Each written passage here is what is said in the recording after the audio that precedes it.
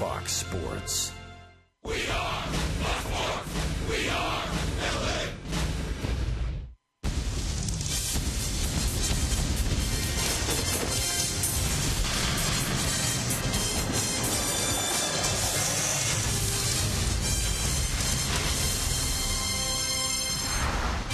Long rain delay yesterday, but the Angels come out victorious. Today it's a beautiful day for baseball in Kansas City. The rubber game of the series between your Angels and the Kansas City Royals.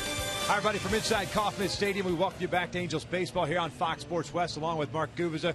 I'm Victor Rojas. And yesterday with the Angels, took a while, about a 4-hour rain delay, but it was a couple of former St. Louis Cardinals that did some nice job at the plate. No, Victor, both of these guys have had great success against Kansas City throughout their careers, and they certainly had it working yesterday. And take a look at our AT&T U-verse rewind.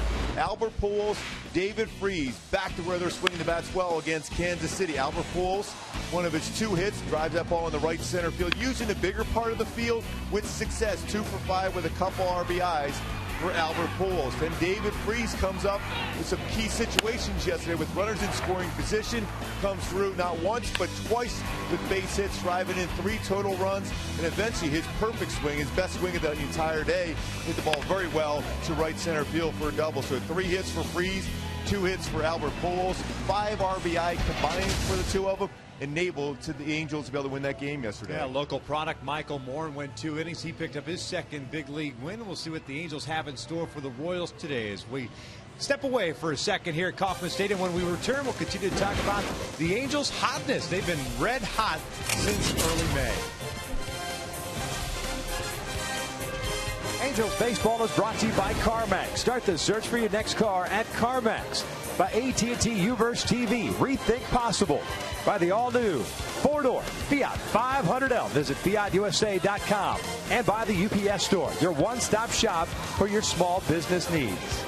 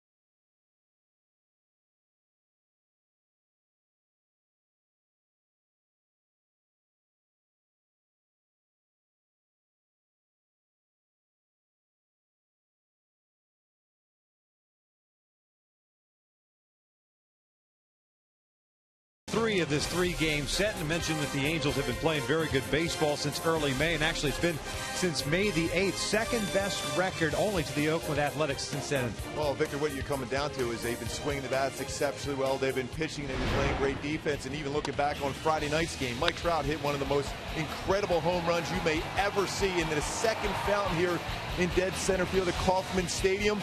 Great swing, and that's what we've seen consistently from the offense, 1 through 9.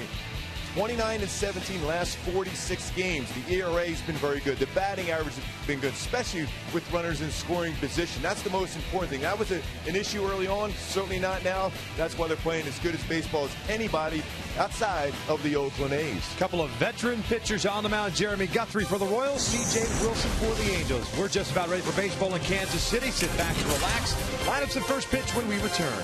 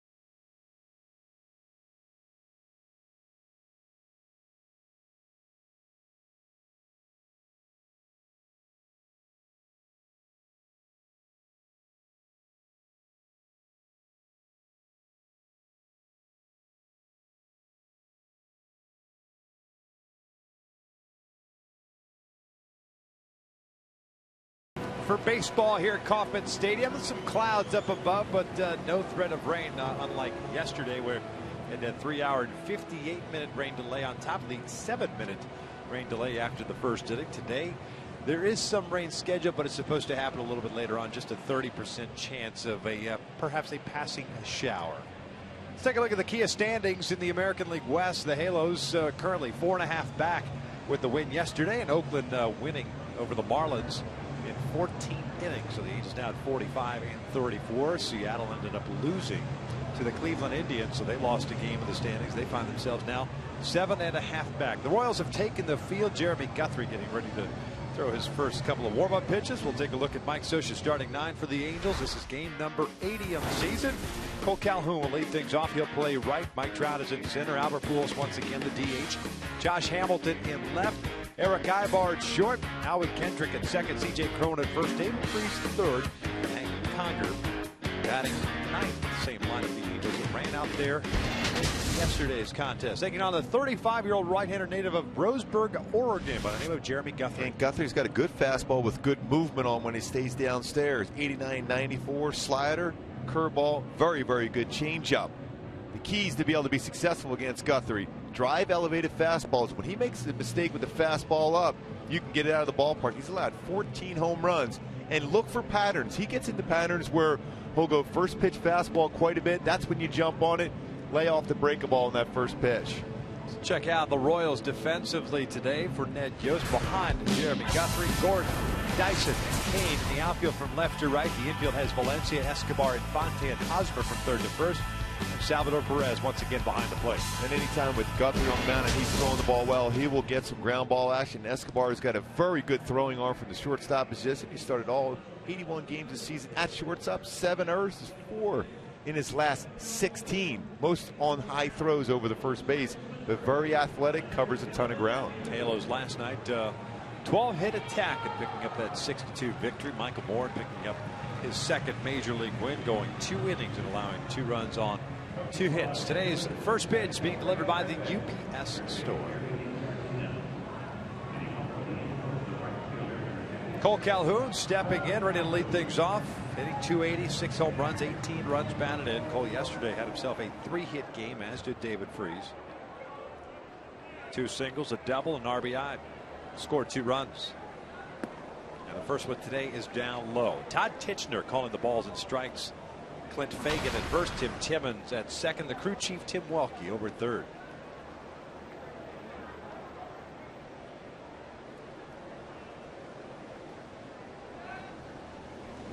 This one's ripped down the right field line. It's got home run distance. That one is gone. Big fly for Cole Calhoun.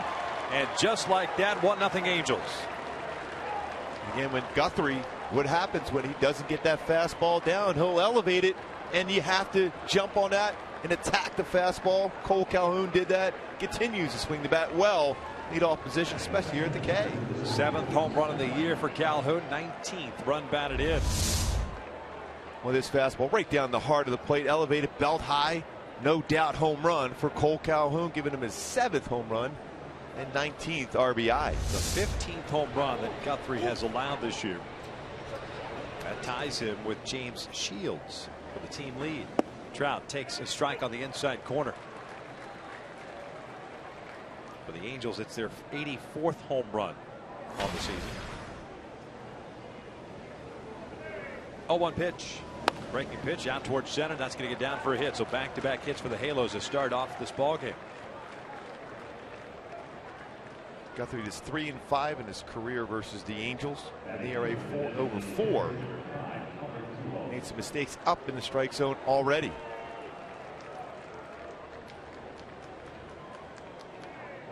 Guthrie did not face the Angels in that weekend series at the Big A in May. First look at the right-hander this year. Albert steps in. A multi-hit game yesterday, picking up his average 261. 16 home runs, 49 runs batted in. Albert looks at strike 1.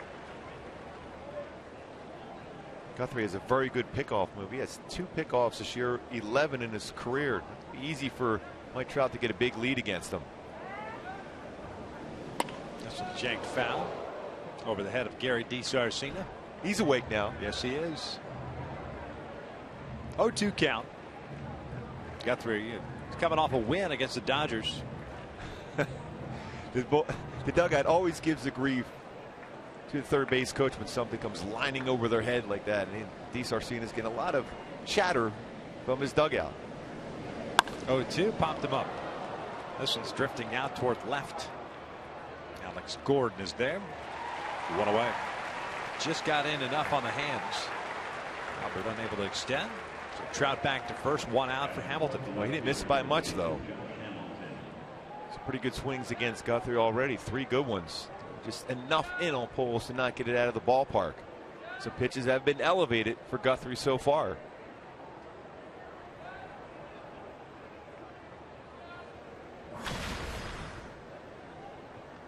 Quick throw to first. Trout back.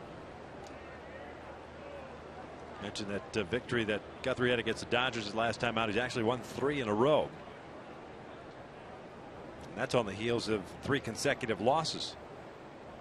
Lost to Houston, Toronto, New York. Defeated Chicago, the Tigers, and the Dodgers. Well, some odd splits for Guthrie. Both lefties and righties hitting .253 against him, but now lefties have hit 13 home runs against Guthrie. 1 ball, 1 strike. 2 to righties. Hamilton has 4 career home runs against Guthrie.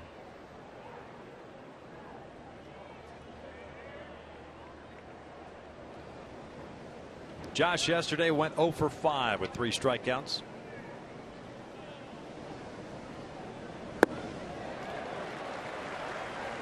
And it is 1-2.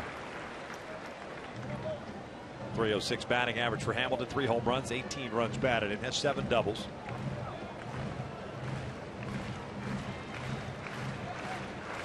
Slight little overshift on the infield as Hamilton strikes out. 5th strikeout of the series for Hamilton. 2 outs. Back-to-back changeups against Hamilton, get a swing and miss. Guthrie has a good changeup. He's been throwing his changeup a lot more the last couple of seasons. Leadoff home run by Calhoun, a single by Trout. Now fly ball by Pujols and a strikeout of Hamilton. 2 outs and a man on. Here's Eric Ibar. Valencia playing in over at third base just in case.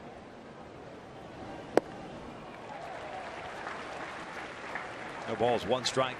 Eric hitting .284. 20 doubles, 3 triples, 5 home runs, 40 runs batted in. 1 for 4 game yesterday. Picked up a stolen base. Eric's 8th of the year.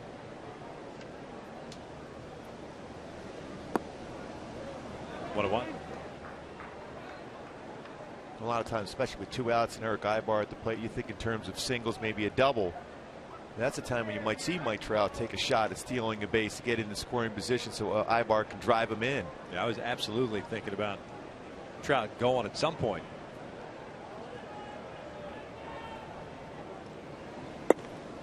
Good movement, but it misses, and it's 2 balls, 1 strike. And one thing about Guthrie, not only he's got a quick move to first, he uses slide step and he holds the baseball well too. So those 3 factors make it difficult for base stealers to get a good jump against him.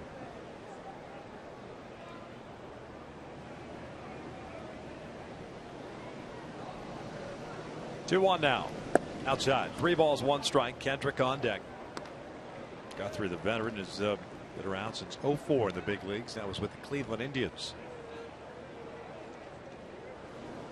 First round pick of the Tribe, 22nd overall in 2002 at a Stanford University.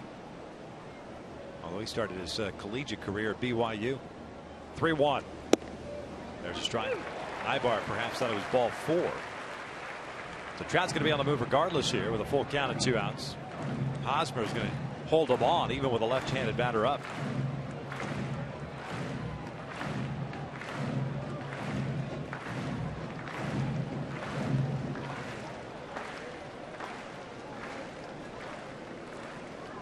Trout goes, the payoff pitch, bounce foul. The reason why I think you see Hosmer holding Trout on to keep him a little bit closer to the base just in case Ibar hits a ball in the gap. They feel they have some coverage on that side of the infield with Infante playing Ibar to pull more so. Try to make up for Hosmer holding on Trout. There's a lot of room on that middle part of the infield for Ibar. Yeah, a little roller. It's probably going to go for an infield base hit, although Escobar is shading him toward the middle. Good range for Escobar, the Royals shortstop. Guthrie ready, another 3-2. Ibar skies went out to right center field. Dyson and CAIN. It's Lorenzo CAIN, the right fielder, and miscommunication. The ball drops. Trout will come in to score, and it's 2-0 Angels. A good decision, too, by Ibar to stop at that point. When he saw that baseball down and Mike Trout was going around third base, he had to make sure he wasn't going to be in position to be tagged out before Trout would score. He stopped and went right back to first, forcing him to throw the first base. It's a huge run. No question. For the Angels, especially with CJ on the hill, getting some early runs. Lorenzo CAIN calling for it. You see him with the right arm up, and then at the last minute decided to, I don't know if it maybe lost it or something, but last minute just pulled back. And Ibar's going at this point. Then he realizes he sees the Trout is not in. Stop and go back to first. That way, if anything, he'll get in a rundown, allow Mike Trout to touch home plate before a tag is applied. That's an error on Lorenzo CAIN, his second of the year. The inning continues, and Howie Kendrick takes down low.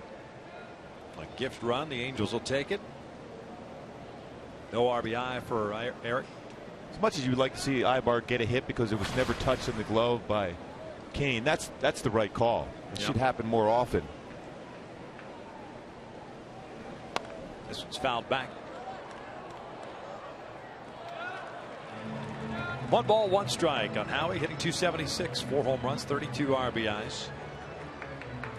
A day after being held hitless and snapping his 10-game hitting streak, Kendrick yesterday went 1 for 3 with a double, a walk, a stolen base, and a couple of runs. Guthrie's a high energy guy. A play like that sometimes can rattle him a little bit. It's going to force him to throw more pitches. He thinks he's through the inning with his 1 run allowed on the home run by Calhoun. Instead, not only has to throw more pitches, he still has to deal with a very dangerous hitter in Howie Kendrick, who has 2 career home runs against him. Yeah, would have been done at 18 pitches in the first, limiting it to just 1 run. 1-1 pitch. This is fouled back to the right. 1-2.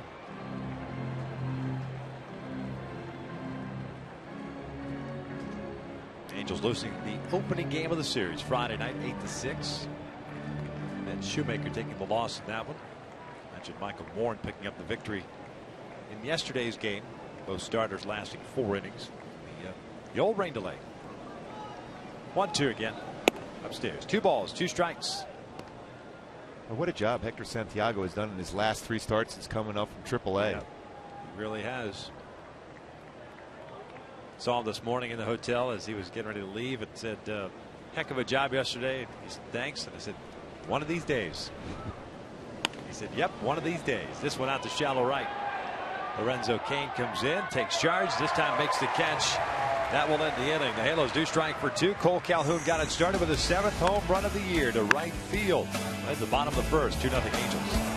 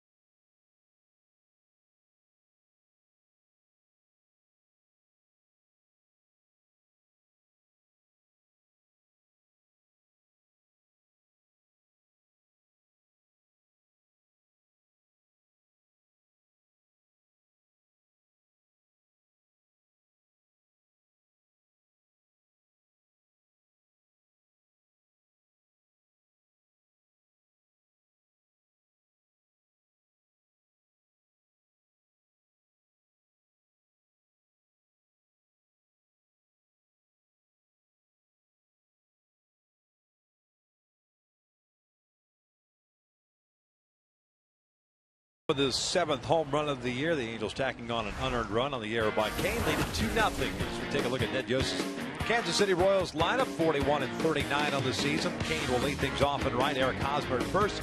Billy Butler, the DH. Alex Gordon left. Salvador Perez, the catcher. Omar Infante at second. Danny Valencia at third base. Alcides Escobar at short.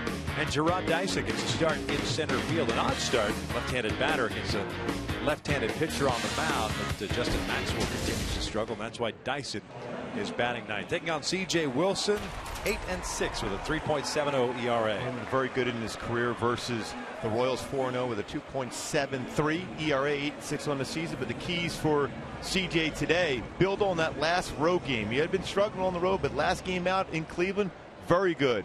And also establish the inside pitch. Inside pitch success, important for him, especially against a hitter like Lorenzo Cain, who likes to get his arms extended. Cain comes in batting .311 on the year. CJ delivers a strike. 11 doubles, 2 triples, 3 home runs for Cain. 33 runs batted in. 0 for 4 last night with a couple of strikeouts. Had a 3-hit game in the open game of the series Friday. And it is 0-2. Cain has done a nice job in limited sample size in that leadoff spot for Kansas City with Nori Aoki on the disabled list.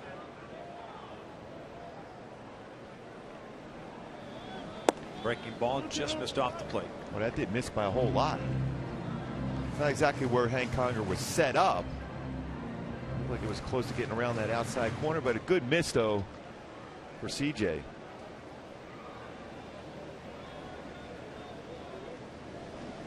Off speed, out to left, the base hit. Leadoff man on board. Check out the Angels defensively behind CJ. Josh Hamilton at left, Mike Trout at center. Cole Calhoun in right field. The infield has David Freese, Eric Ibar, Howie Kendrick, CJ Cron from third to first. Hank Conger behind the plate. And Howie Kendrick, who was outstanding defensively in yesterday/last night game, is going to get a lot of action here at second base with CJ Wilson, not only with ground balls, but an ability to turn double plays. Fielding percentage, .983 this season. Very, very good for Howie Kendrick. So man on for Eric Hosmer, left-hand hitting first baseman. Swinging first pitch, drives one out to left, hit well, but Hamilton looks to be tracking him. Steps onto the track, making the catch for the first out. And the Hyundai key to the game for the Angels and for CJ Wilson, going a little band Perry chainsaw. I think he has to reestablish his cut fastball in and jam and break some bats here today. Kansas City loves to get the arm extended, and they are gap-to-gap hitters. Fastballs in, very effective. He retires Hosmer on one pitch as Billy Butler now steps in. DH. 280 average, couple of home runs, 34 runs batted in. Also has 17 doubles on the season. 1 for 3 game yesterday with a single and a walk. CJ pitching in his 17th game, making his 7th start against Kansas City in his career. 4-0 record, 2.73 ERA. One of those victories coming earlier this year when he defeated Kansas City at the Big A. Walked 4 and struck out 3 in that start. Going 6 1/3. Butler chops it foul. That's a good cut fastball inside against Butler. It's the kind of pitch you're going to get a double play ball if you can stay in there on Butler.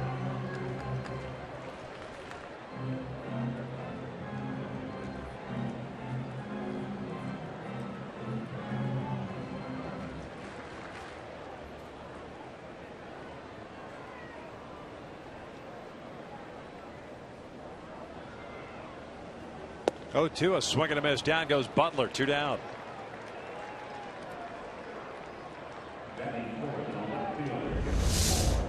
That hard slider down and in. Reason why that was effective, because the pitch before a cut fastball in. So Butler has to think in terms of, I'm going to try to make contact, swung over top of that slider.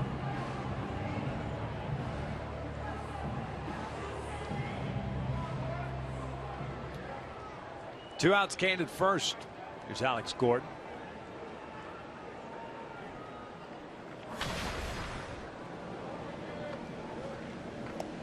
Royals left fielder hitting .276.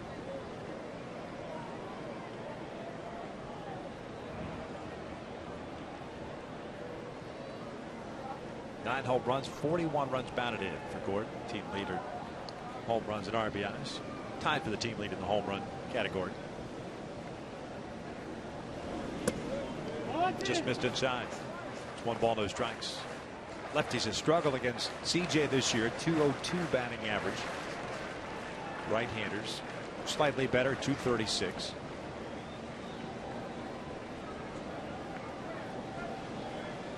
Wilson coming off a start in which he picked up the victory against Minnesota.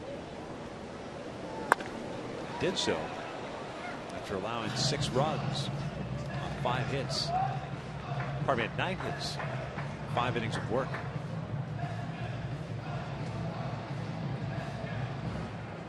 Sometimes it's not how well you pitch, it's when you pitch. In that game, it's a lot of run support, especially early in the game. 5 runs in the first inning. 1-1 pitch. Gordon gets jammed, rolls one toward the middle. Kendrick flips it over to Eric Ibar, and that'll do it for the Kansas City Royals here in the first. Shutdown inning for C.J. Wilson. We'll head to the second. The Angels on top 2-0.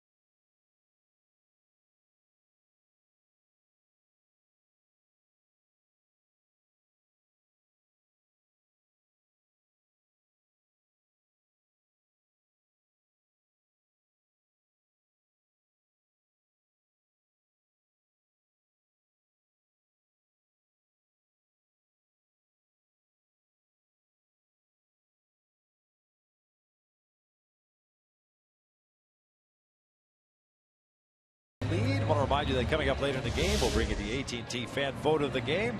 Tweet us your photo using hashtag WestFanPhoto. It could be shown in an upcoming game broadcast. Bottom third of the order for the Angels here in the second. Crone, Freeze, and Conger face Jeremy Guthrie, allowed 2 runs, 1 earned. And 1 strikeout, 2 hits allowed, one of which was the home run to Cole Calhoun.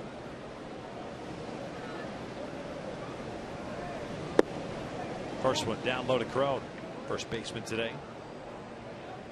299 batting average after going 1 for 4 yesterday. A multi-homer game on Friday. Now has 8 home runs on the season. Breaking ball is in there.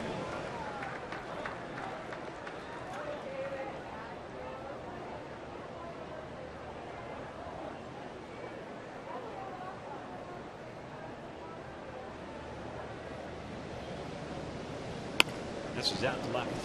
Alex Gordon is there. Comes in a couple of steps. 1 away. Just off the end of the bat. Kind of fooled Gordon initially off the bat. Went back on it. He was able to come in and make a play on it. So the base is clear. David Freese now up. David getting his second 3-hit game of the season yesterday. 2 singles and a double, 3 runs batted in, even stole a base and scored a run.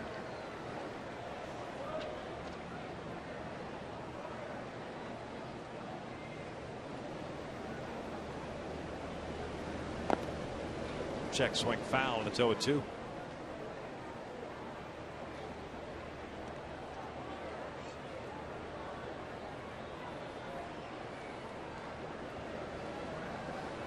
Gave very good numbers throughout his career against Kansas City. Of course, longtime member of the St. Louis Cardinals.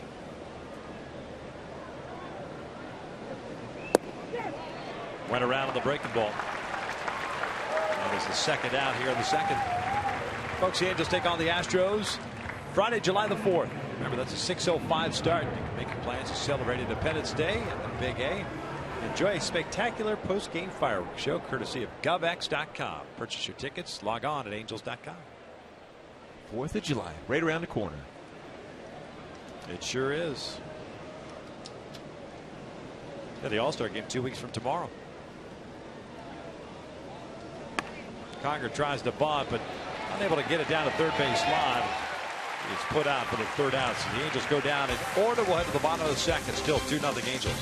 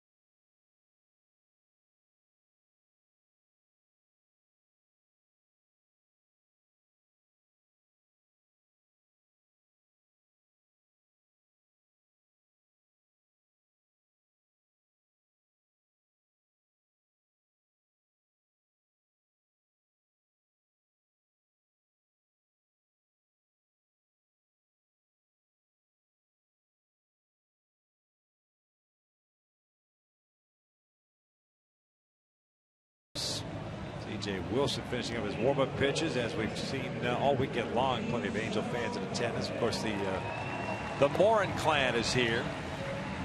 A lot of folks, mom and dad, friends and family. Michael growing up in Overland Park. They're once again here at the ballpark. It was a huge thrill for him yesterday. Think about it, coming home and picking up a W. They didn't mind the long delay. Yeah, ran into him in the parking lot, Mr. Morin, Greg Morin. Said, you didn't look nervous at all. He goes, who, me? Yeah. Okay. I can breathe now. Exactly. The game is over. Nice little crowd on hand here on this Sunday afternoon. A little overcast skies with warm temperatures. First pitch was at 83. Supposed to spike up to 90. Perhaps a little bit more than that today. PEREZ, Infante, Valencia for Kansas City here in the bottom of the second. Royals catcher looks at a strike. CJ picked up a strikeout in the first, also allowed a hit. Salvador Perez hitting .288, tied with Gordon, 9 home runs. It's 28 runs batted in.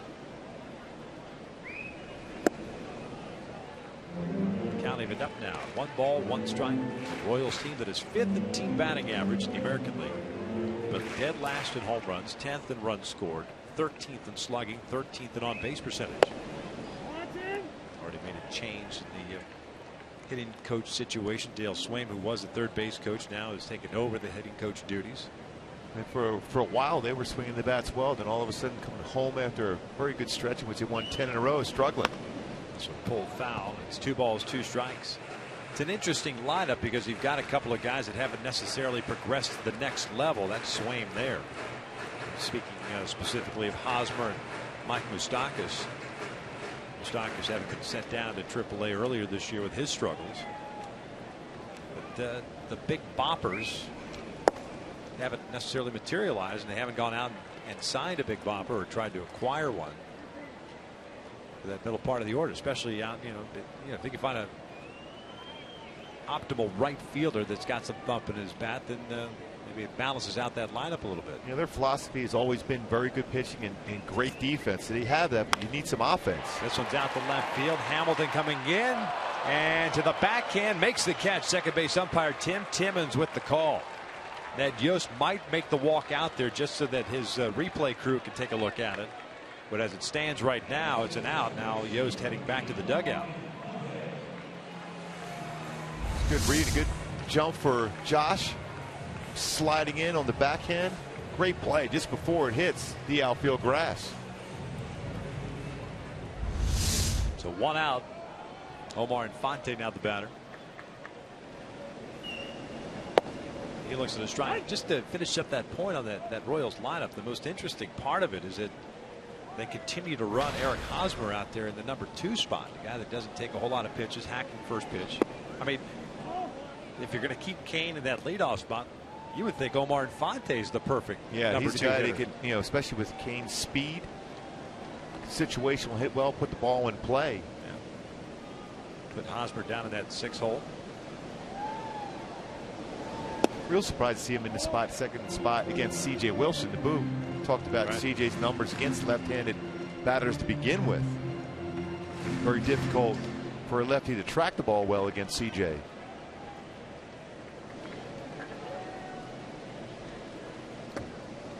Infante hitting .244 for Kansas City this year. Fouls this one off to the right. It's 2 balls, 2 strikes. Ned Yost is one of those managers that likes to have a constant or consistent lineup, and I get that from the standpoint of, especially when you're dealing with younger players, the confidence level and trying to build confidence. But at the end of the day, the big league level, it's all about results. Outside, full count. Yeah, if you had a lineup like the Cleveland Indians back in the 90s where you can have those guys put up numbers every year, you can keep them in those same spots in the lineup against a lefty or a righty. With Sandy Alomar batting 9th. Yeah. That's a pretty good lineup. Yeah. That's a pretty good depth in your lineup. 3-2 to Infante. He fouls it off again to the right. Reset and do it again. And 3 balls, 2 strikes. Back-to-back batters for CJ. Full counts.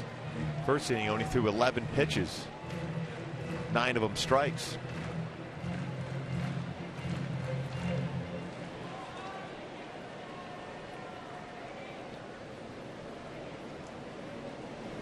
This one's out to left center, a base hit. Hamilton over to cut it off. Does so. It's a 1-out single for Omar Infante, and they'll put a man on for Danny Valencia.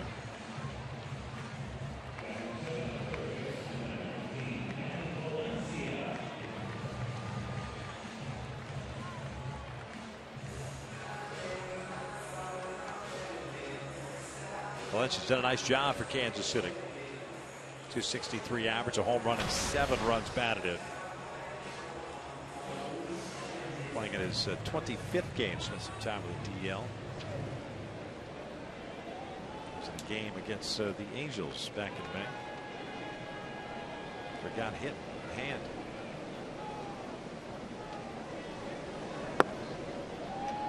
One ball, no strikes.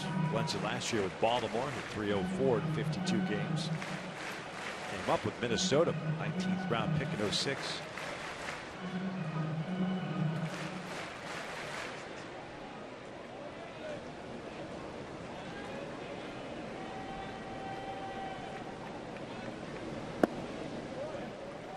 Never quite developed into the player they thought he was going to do in Minnesota. Showed signs of power. But inconsistent, little longer swings. Susceptible to pitches inside and will swing over top with sliders down and in, also from a lefty, down and away against a righty.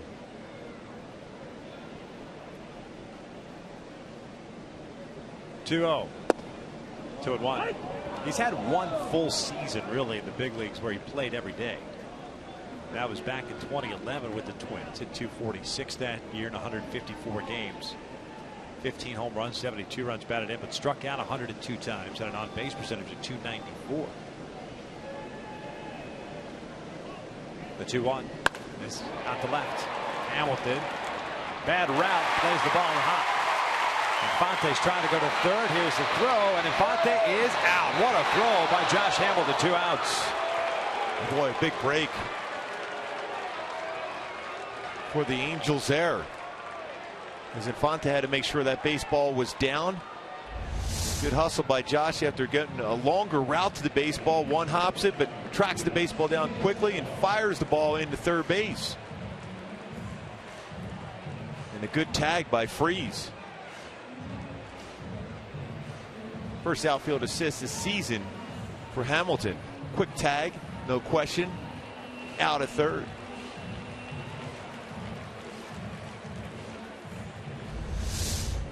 CJ gets a break there. It could have been a second to third situation instead. Yeah, it's a Just single. man on second. Pardon me, sorry, Mark. Single for Valencia, advancing to second on that throw. But we've seen a couple of those routes from Josh this weekend here in Kansas City, so I don't know if he's not picking up the ball well or what. Even the ball that he made the nice catch on PEREZ, a little hesitant before committing I remember it. talking with Brian McRae, even Willie Wilson, when they played center field here over the years in Kansas City. It's the cement all around, like in where our area is, where sometimes as the baseball's hitting that area, you don't track it quite as well off the bat initially, especially in the day game. A lot of cement in the back, so it's tough for him to read off the bat of a hitter at times. There's Al City's Escobar with a 1-0 count.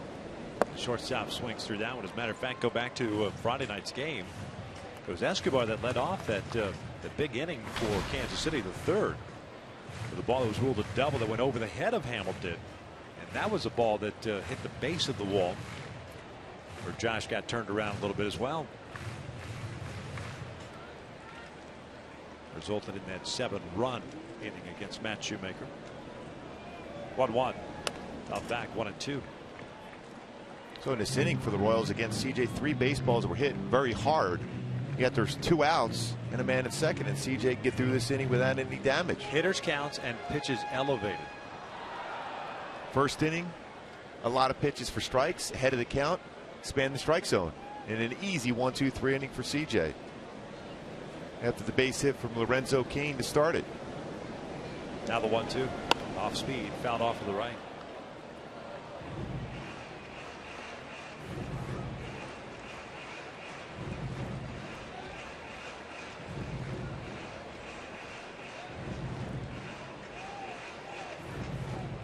Halos with 2 runs in the first. Cole Calhoun, and home run is 7th to lead off the game. Trout followed with a single, and then with 2 outs, Ibar hit a fly ball that should have been the 3rd out, but CAIN pulled the glove back and it dropped in. That allowed Trout to score. 1-2. Up and in.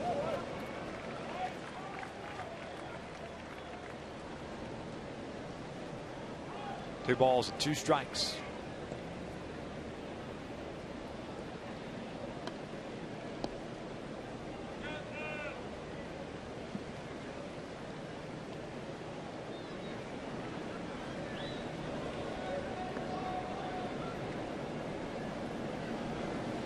Swing and a miss. Down goes Escobar.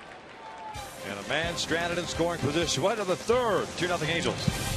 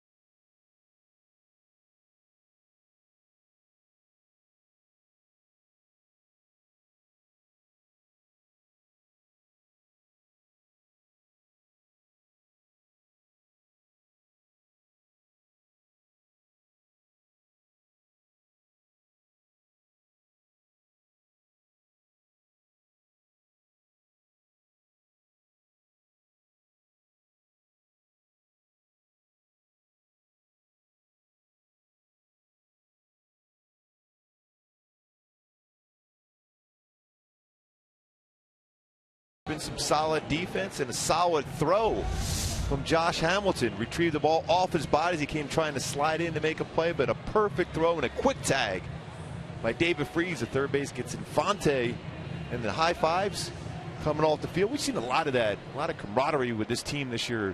Totally different atmosphere and feel for this team that we've seen in the last couple of seasons.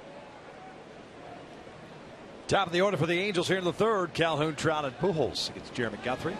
Had himself a 1-2-3 second. Cole 1 for 1 with that home run in the first inning.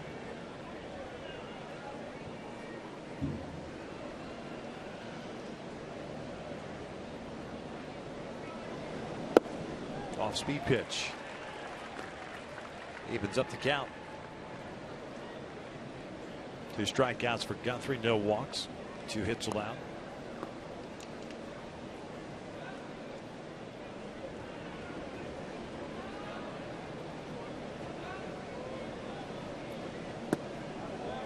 Two and 1.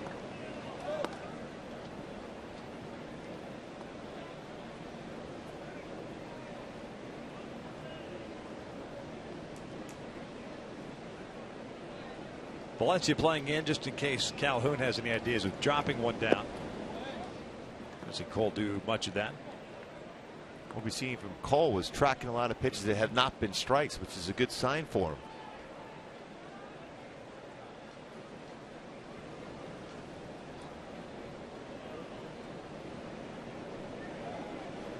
Here's a 3-1.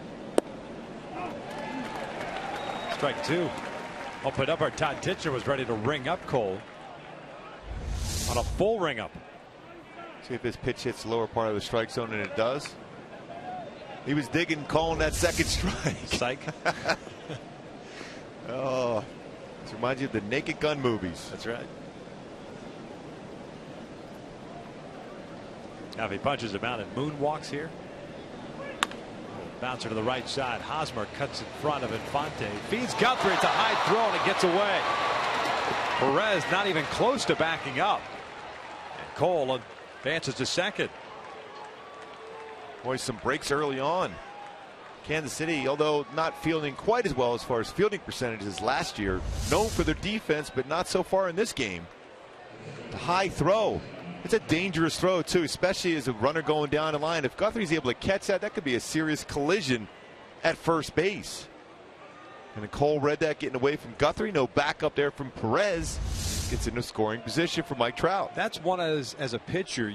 Don't you want that to be a firm throw from your fielder? Exactly. You want to quickly catch it around chest high and run and get that corner of the base, because you know it's going to be a close play at the base, and you don't want a runner running on the back of your leg going down the line. So you put him in a bad position if he even catches the baseball.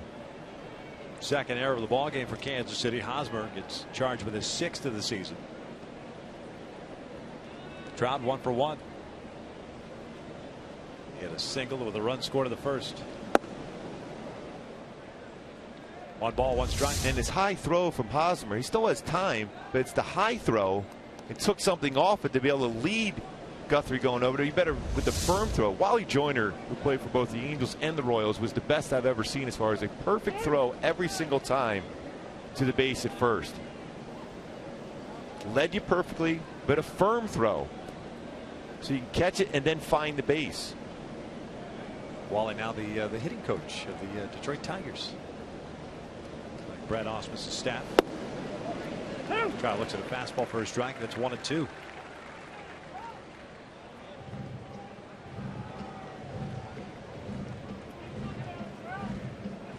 Candle's trying to make advantage for the second time of an error by Kansas City. And in scoring position.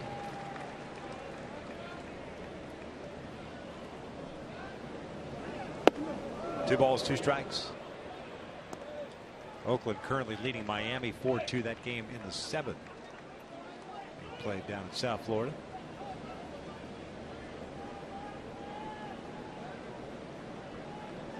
It's one of the many scores we'll continue to keep you updated on throughout the broadcast. Spin move. Calhoun not going anywhere. Boys, is a runner at second base, you don't want to do a whole lot of movement. You don't want to distract Mike Trout at the plate. You want to be as still as possible, get your secondary lead, and let Mike Trout see the baseball well. 2-2. Breaking ball. Full count.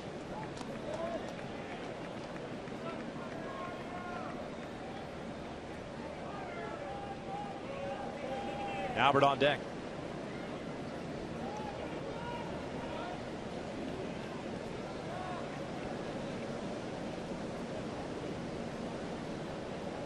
Now the payoff pitch. He lays off the off speed. I'll tell you what, that's a pretty good pitcher's pitch right there. That is a tough take as a hitter. Yeah, there's one of, you're at the mercy of the home plate umpire. It's going to be a borderline pitch. You're not looking for this pitch either. A breaking ball just off the outside corner, tracked well by Mike Trout. So 2 on, nobody out, and Albert up. It's a 47th walk this year for Trout.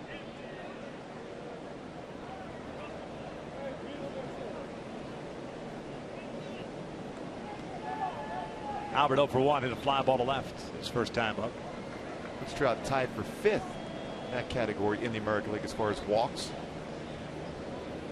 Good speed on the bases now. 0-1.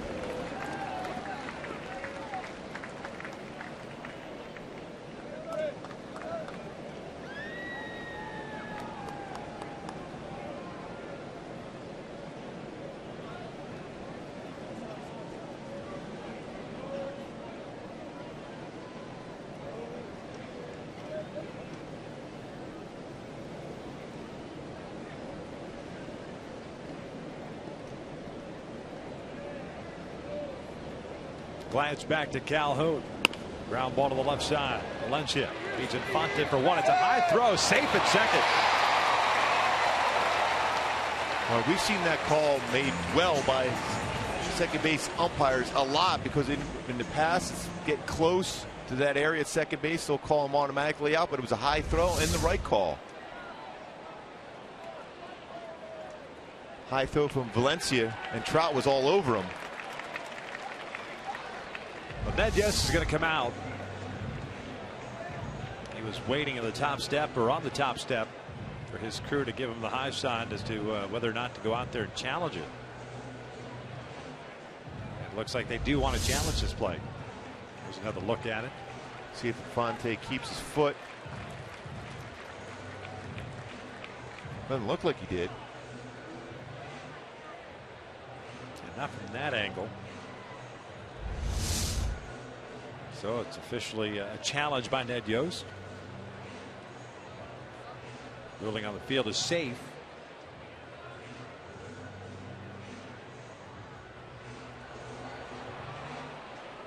I'm not so sure that's going to be a challenge. It's not going to go back to haunt potentially Ned Yost.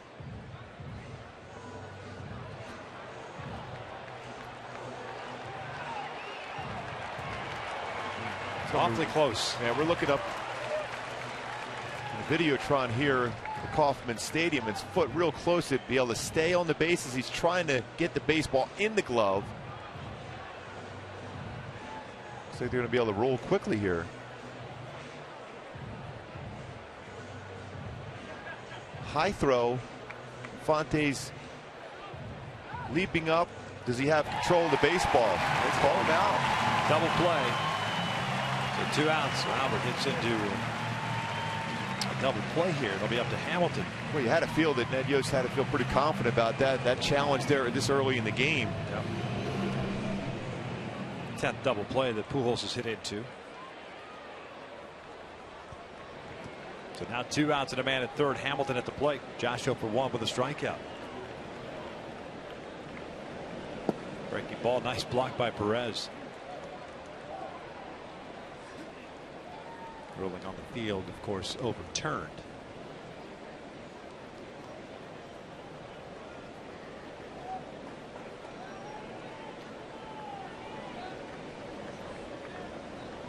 One 0. 1 ball, 1 strike. Seen a very antsy Josh Hamilton at the plate this weekend. Not the composed, confident guy we saw earlier this year. This one's fouled back, and it's 1-2. Here's our definitive angle to be able to see the call overturned as he reaches up. Infante keeps the foot on the base and then able to throw over the first base to eventually complete the 5-4-3 double play. Just enough of that foot on the base on the force out at second with the hard slide from Trout. Yeah, Victor, getting back to Hamilton, really answers a lot of movement in his body before the ball is thrown. Count still at 2 balls, 2 strikes. And by that type of movement, if you're a pitcher, you see that, that's when you throw something slow, whether it's a changeup or a curveball. With the movement going forward, it's tough to keep your hands back.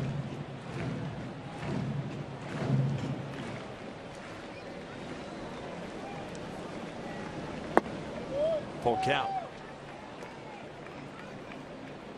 Calhoun, pardon me, reaching on the error by Hosmer.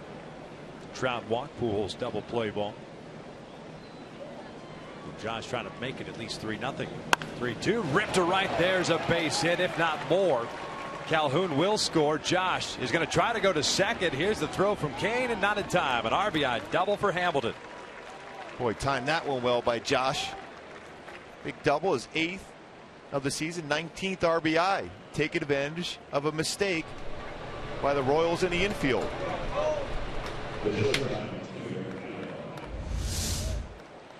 Stayed back well on this one. Elevated. Again, looking for something up in the strike zone against Guthrie. And every time he's made a mistake up, it's been hit hard.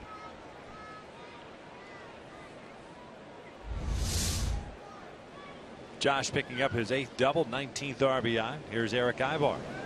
It's a breaking ball inside.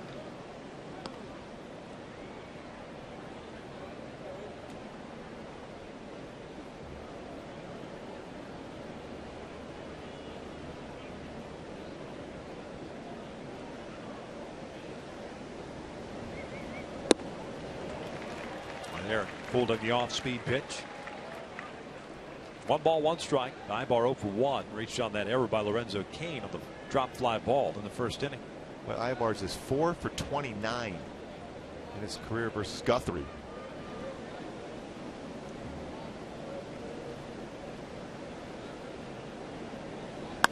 This is lifted out to shallow right. Lorenzo Cain under it. Squeezes it. That is the 3rd out. The Angels tack on a run. We'll head to the bottom of the 3rd. 3-0 Angels.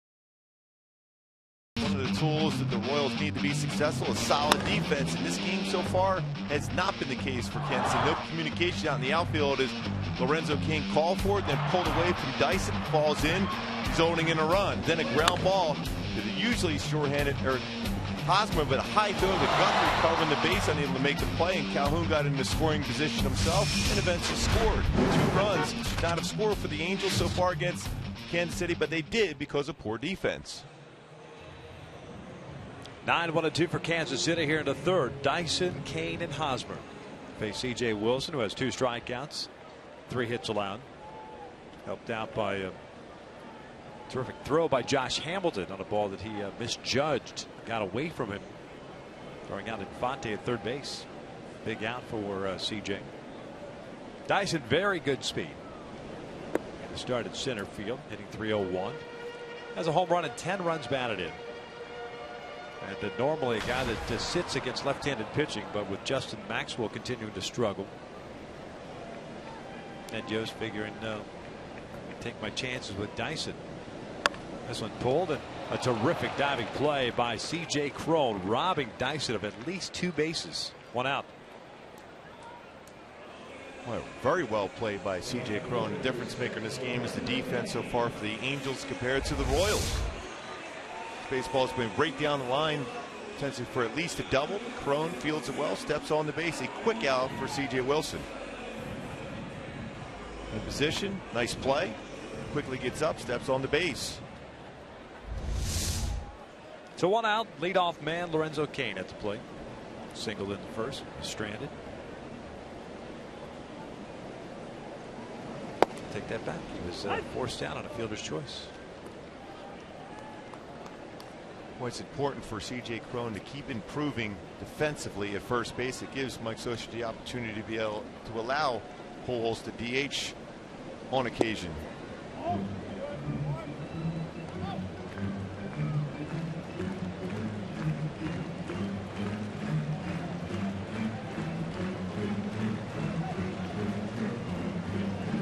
Off the top of my head, Pujols having better numbers as a DH. Check the swing, or no, they're not going to. 2 balls and a strike. Albert as a DH, hitting .324 at the start of the day. At first base, .242. 2-1 now. Cain shoots one. That's a fair ball. Nothing Cron can do about that one. Cain on his way to second. He is in there with a double. And he will stop right there, even though Calhoun bobbled the baseball. 12th double of the year for Lorenzo Cain, the man in scoring position for Eric Hosmer. Just jammed him. And he flares a right pass. C.J. Cron right down the right field line. It was elevated, like we've said in this series. Anything that's up in the strike zone, whether it's in or away, for Lorenzo Cain, he's had some pretty good passes at it.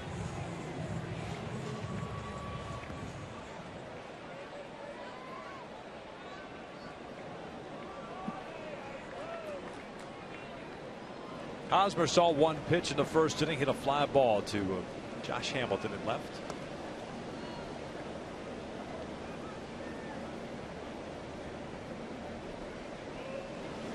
Rips this one to Howie. 2 outs. Folks, the Angels will take on the Astros Saturday at 7:05. Fans in attendance will receive an Angels Patriotic hat courtesy of Budweiser while supplies last.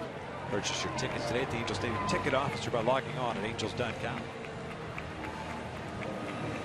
Baseball's hit pretty well by Kansas City, but caught. That's why you throw strikes on the mound and work quickly. Let your defenders make the plays.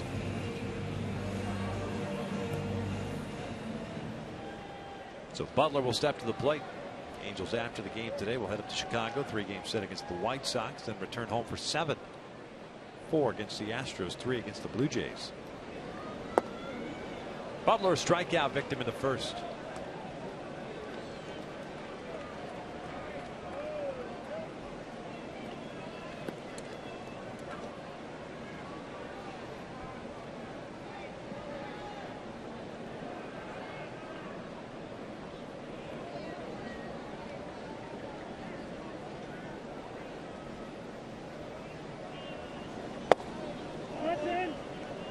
Pretty good pitch, didn't miss by much. 1 ball, 1 strike. One thing about this Kansas City club, they are very aggressive. They don't walk a whole lot, so if you can throw first pitch, first strike, they will expand the strike zone, and then their next couple of bats are more apt to be swinging at that first pitch. And you get some quick outs that way.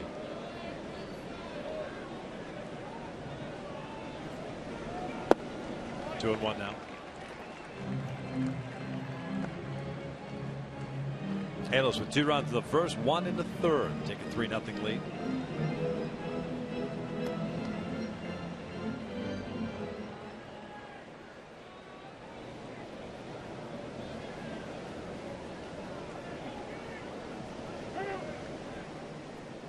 You mentioned the walk situation for Kansas City, 13th in on-base percentage at .312. Looks like they've walked the least amount of any American League club. It's 194 walks coming into the game. So they've always been that way, very aggressive. 3 balls, 1 strike. From the time Willie Wilson was leading off here, saying, if God wanted me to walk, he would have made me a mailman. So that's why he had like well over 700 at bats every single season. He was up there swinging.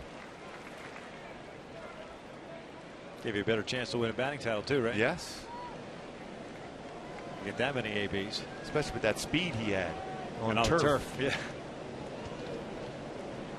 Chop it on the ground and go.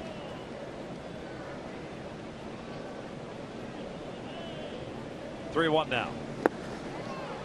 Walked him. First one issued by CJ. Puts 2 men on now with 2 outs, and Alex Gordon coming to the plate. They're watching outfielders here play the big bounce off the turf. Was kind of like watching outfielders trying to find the baseball at the Metrodome. Yeah. Never knew what you're going to get.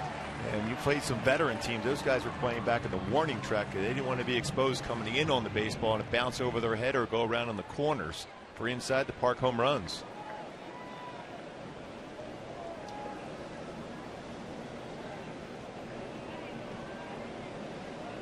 Gordon got jammed in the first inning and rolled one softly towards second base. That's where Kendrick flipped the high bar for a force out. Retired Lorenzo Cain.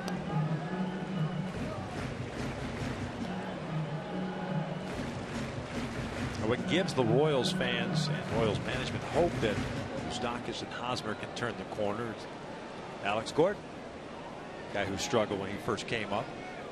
Third base, the heir apparent, if you will, of the Hall of Famer George Brent. And ended up sending it back down and learn a new position out of left field. He's turned himself into a Gold Glove left fielder and still a threat at the plate. Yeah, doubles machine. Very good with runners in scoring position also.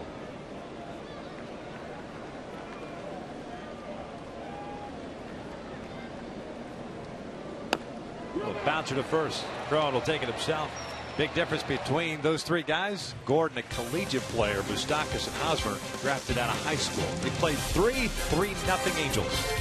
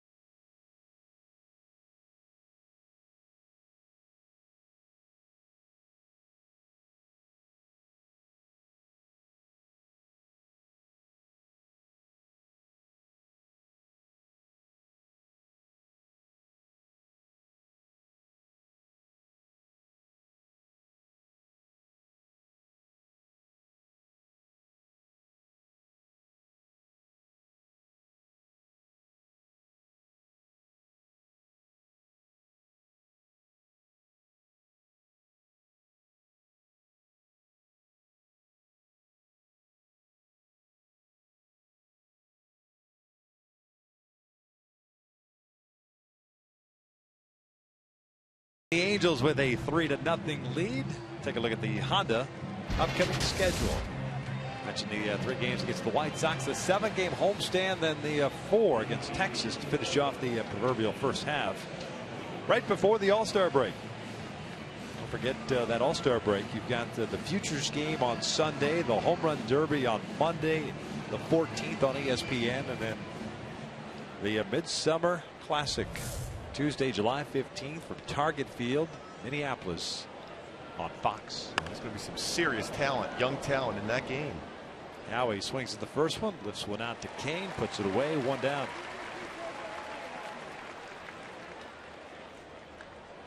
Howie now 0 for 2 with a couple of fly balls to Lorenzo. CJ Crow now up. CJ just out in front of a breaking ball. Hit one out to Alex Gordon in left field in the 2nd inning.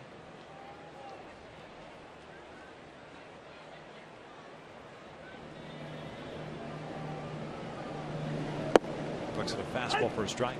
3 runs, 3 hits, 2 left on for the Angels. No runs, 4 hits, 2 errors, and 4 left on for Kansas City. Those 2 errors costing the Royals 2 runs.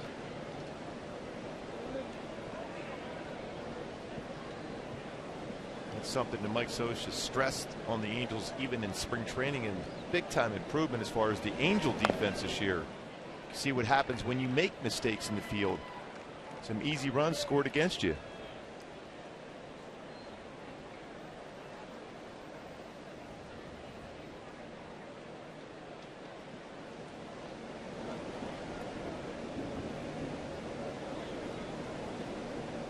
Here's the 1-2. Jam shot popped up. Escobar near the bag makes a catch. 2 outs.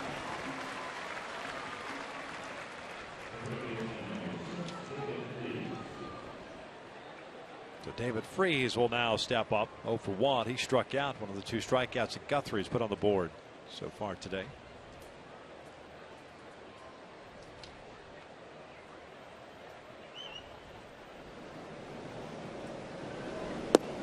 Guthrie, a 15-game winner last year. Career high for him in victories. 33 starts for Kansas City.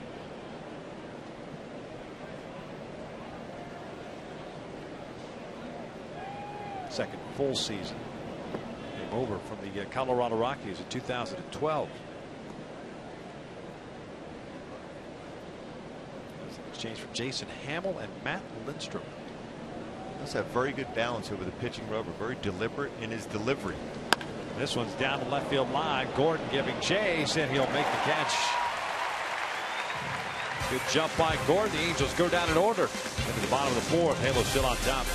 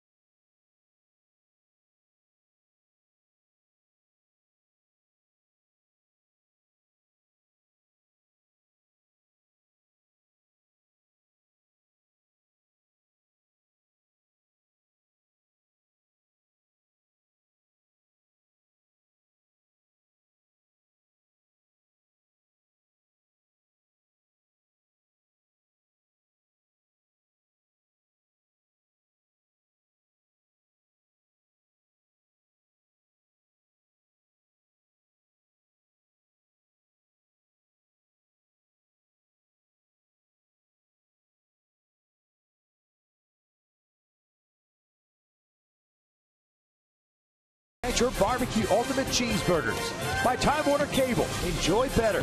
By the 2014 Camry, at your Toyota dealer today, we make it easy. And by AT&T, mobilizing your world. Handles with 2 runs in the first, 1 in the third. Have a 3-0 lead here in the bottom of the 4th inning at Kauffman Stadium. It's turning out to be a beautiful afternoon, a warm one. Warm and muggy here in KC all weekend long. C.J. Wilson back to work. 2 strikeouts, 1 walk, and 4 hits allowed. A lot of Angel fans here at Kauffman Stadium. That time of year. School's out. Families are traveling now.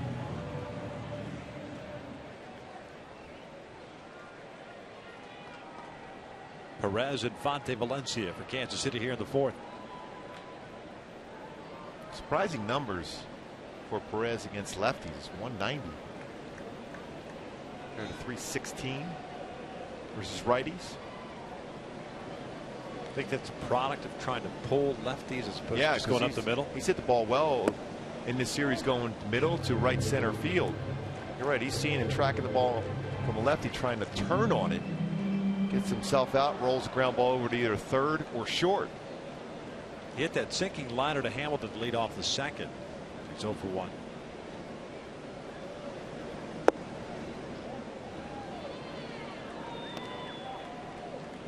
Two balls and no strikes.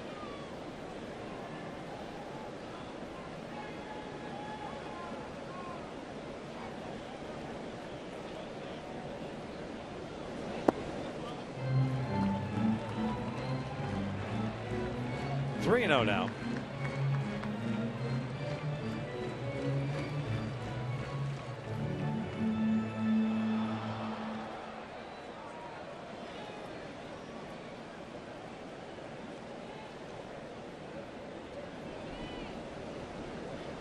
Angels with the win yesterday, now at 19-20 out on the road.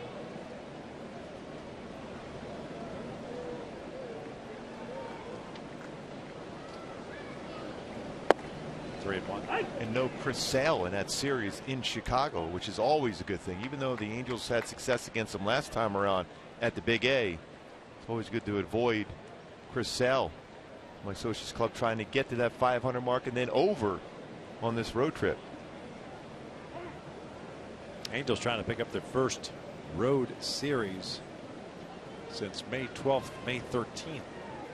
Pardon me, 13th and 14th. A 2-game sweep of the Phillies.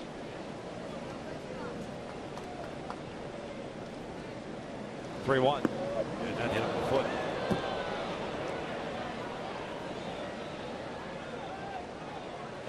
So 3 of the 4 innings. Check that. 2 of the 4 innings. Leadoff man is on board for Kansas City. Boy, look like a 3-1 either cut fastball or slider. On a 3-1 pitch, when you're up 3-0, you're more apt to challenge even a good hitter like Perez with a fastball away. And you're up 3-0 there in the 4th. And then through an off-speed pitch in. And a location where it's never a strike, so a hitter like Perez is not likely to chase it. Thing that CJ can do as well as anybody in the game, has done so since 2010, is get that ground ball double play right after that hit by pitch or a walk or base hit. He's been very good as far as getting that double play. This one down to right center field. A pitch that was up. Will split the outfielders. Perez on his way to third. He's going to be stopped at third base. It's a double for Infante. Infante's a prototypical high ball hitter. And that's exactly where that pitch was. He's got his second hit of the game. Infante now 7 for 15 against Wilson. Right down the heart of the plate and elevated. Went with the pitch, goes to right center field. Now you keep the ball down against Infante, you're going to get a ground ball at an infielder. Elevated, it's going to be hit hard. I mean, just look at the grand slam he hit Friday where that pitch was down up around his neck. So 2 on, nobody out. Danny Valencia at the plate. Valencia with a single in the second.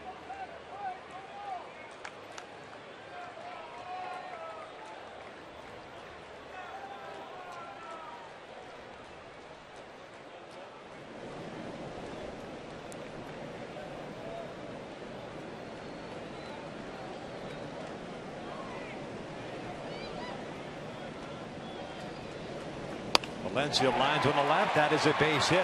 Perez will score. Infante hesitated for a second, so he'll only advance to third. 3-1 Angels. Second hit of the game for Valencia.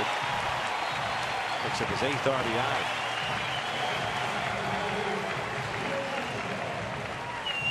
One of the 6th and 7th hitters for the Royals against CJ. 4 for 4. Didn't get that cutter in. The Royals have hit the ball well this entire game against CJ. The defense has been very good for him. And no paper cuts in this game, that's for sure. A lot of balls squared up.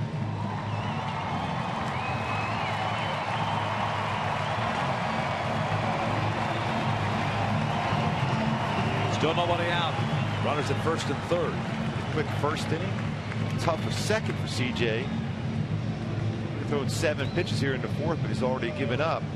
Couple hits and a run and hit by pitch. Escobar, strikeout victim in the second.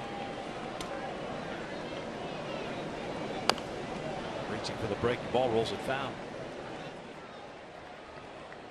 Kansas City on the season has hit better against right-handed pitching than they have lefties. 260, 18 batting average versus 243. Victor, anytime you see a club that's this aggressive on the first pitch, that's when you throw that fastball about a half a baseball or so away and down. You'll get so many quick outs. And right now, CJ would love that ground ball. Put a fastball down and away and get a ground ball double play right here.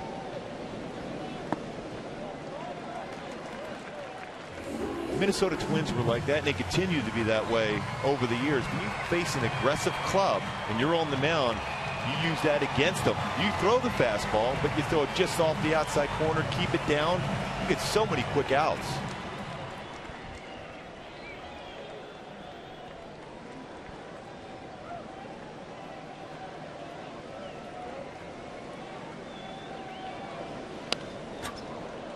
One ball, 2 strikes. Fastball that was up. Good rip by Escobar.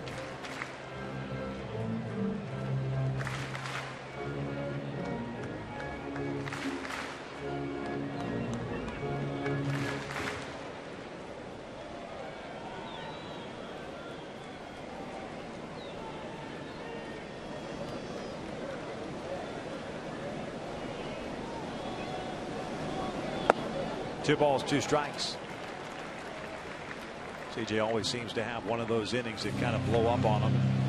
Hoping, of course, that this isn't in, although he's allowed a run here the 4th inning. He'll give up that second run if he can get 2 outs out of it. He also struck out Escobar with a similar pitch he just threw there his first at bat.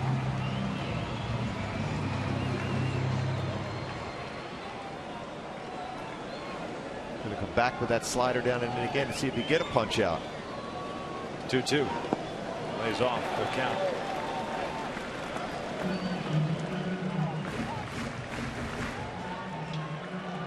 Slide in dirt, blocked well by Hank Conger. Nobody going anywhere.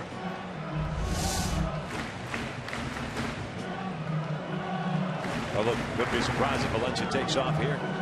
Well, if you're the Angels, you would like that. Get a swing and miss and throw him. Valencia out at second. Is no stolen bases this season so far. The old-fashioned double play. Doesn't go. 3-2, and he walked it, so they're loaded up.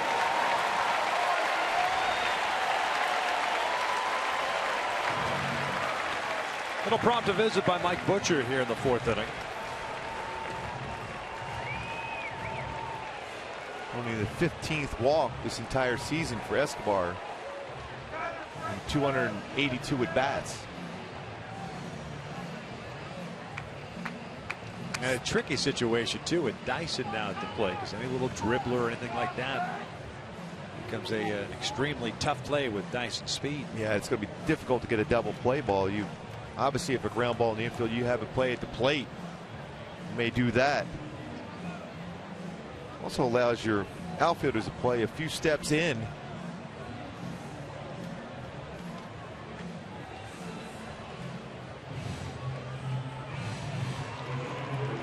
.62 pitches thrown by CJ. 35 of them strikes. Nobody out here in the fourth. 1 run in. It all started. CJ followed behind 3-0, then 3-1 on Perez before hitting him on the foot. Double by Infante. RBI single by Valencia. Now the walk to Escobar to load things up. That graphic what we just showed shows you that CJ's the best since 2010 as far as getting a double play. A difficult one here with this guy running. Dyson very, very fast. Way outside.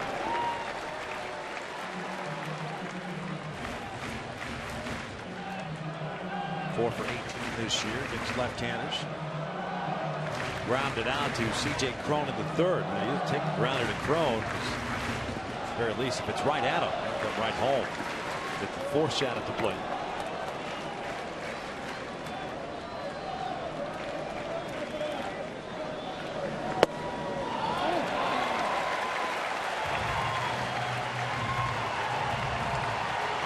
Oh, it's a big pitch right now in the game for CJ and the Angels. Want to fall behind 3-0. Dyson, a number 9 hitter, probably be taken unless it's right down the heart of the plate. Have to get back into the count now if you're CJ.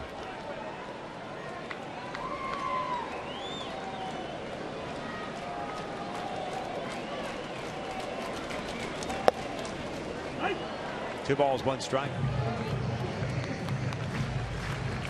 Outfield shallow. At least Hamilton and Trout are.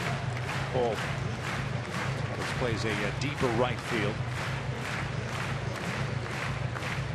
Decent speed around the bases. Valencia the only guy that had blazing speed, but Infante at third. Escobar at first with good speed. 2-1 pitch. Just missed him. 3-1. Looked like it missed by a whole lot. If it gets the inside corner according to our Fox tracks. Just off the inside corner.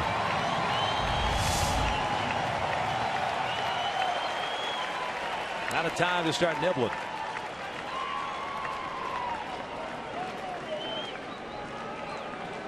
Three balls, 1 strike. Leadoff man Lorenzo Cain on deck. Pitch. Dyson found the back.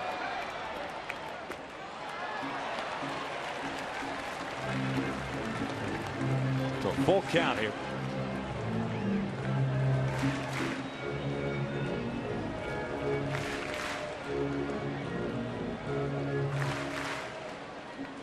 Kansas City's had base runners in every inning.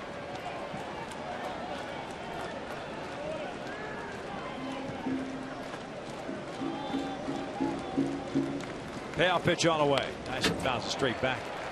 Another elevated fastball, and Dyson had a good swing of that against a lefty. That's the only pitch where Dyson may have a chance to make good contact. Otherwise, he's going to try to hit the ball on the ground. CJ threw a pitch right in his zone. Although it would be a gutsy pitch, a 3-2 slider against Dyson, he's going to get a swing and miss. If it's close enough to the strike zone, you're going to get Dyson to chase it.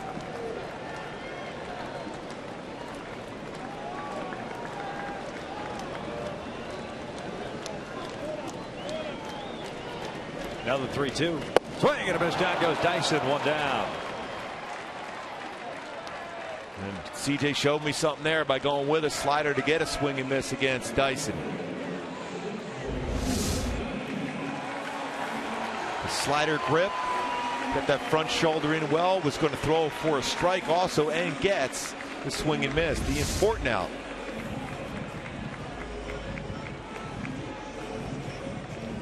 Here's Lorenzo Cain, the leadoff man, who has 2 hits today, single and a double.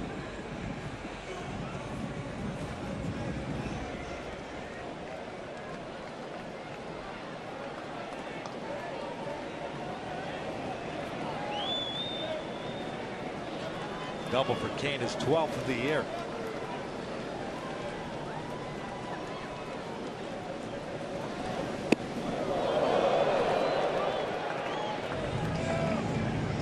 You mentioned game 1 that Lorenzo Cain is a diver at the plate, looking out over the plate. That's a pretty good indication of that. That fastball wasn't all that much off the inside corner, but because he's looking away and he's looking and leaning out over the plate, it forced him back off the plate.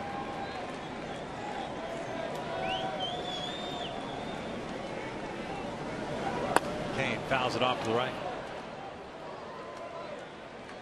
1-1 now.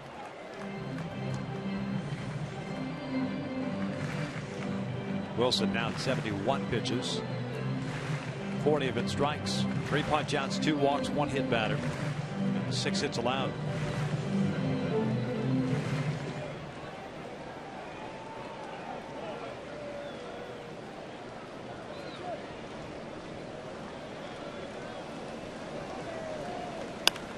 Lifted in the air, down the line. Long run for everybody, and no one's going to get there. 1-2.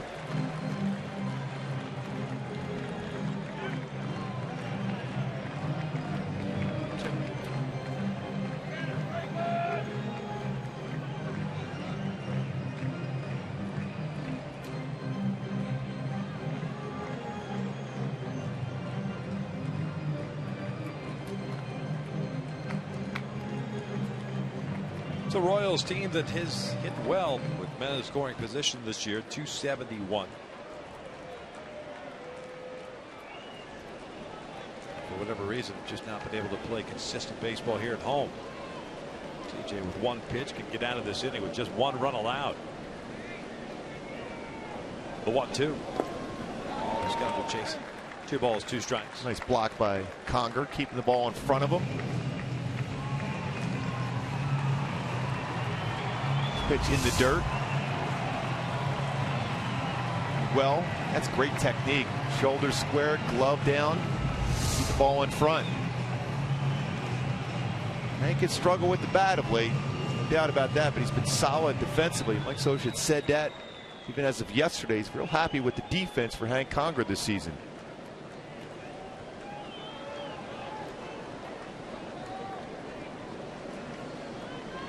Bases still loaded with Infante at third, Valencia at second, Escobar at first. Now CAIN backing out.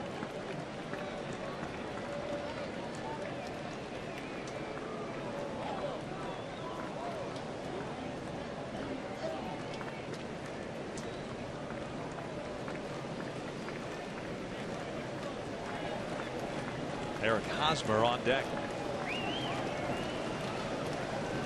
Long 4th inning, 2-2. It foul. Nice play by Scioscia in the dugout. Showing those quick hands.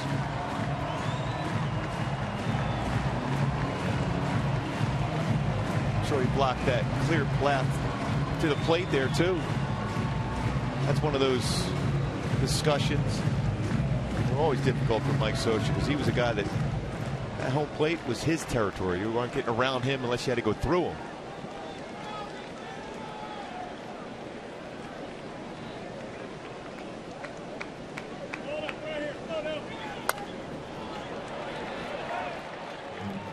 Souvenirs for the folks in attendance here. Lower bowl certainly is filled out nicely. 35,000 here 2 nights ago, 21,000 yesterday, at least at the start of the day. Not so much at the end of the day with that rain delay.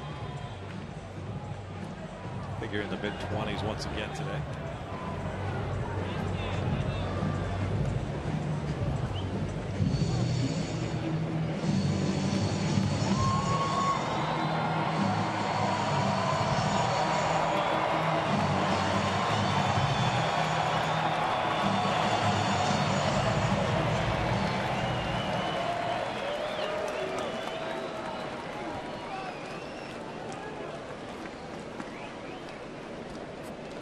Still at 2 balls and 2 strikes. A glance back. The pitch. This is line to left. The base hit. It'll bring home 2, and we're tied at 3. Escobar going to third. The throw is cut off, and it's a double for Lorenzo Cain.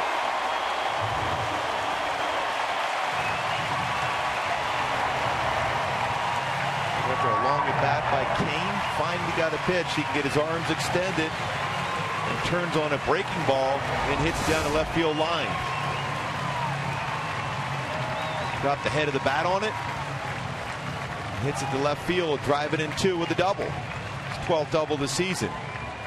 Check that 13th double this season. Second 3-hit game of the series. Had one Friday night.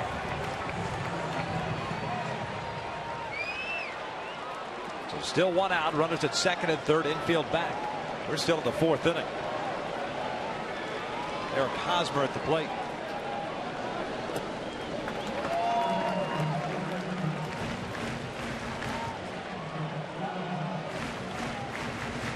CJ is 2-5 this season on the road. When he rate 4.28.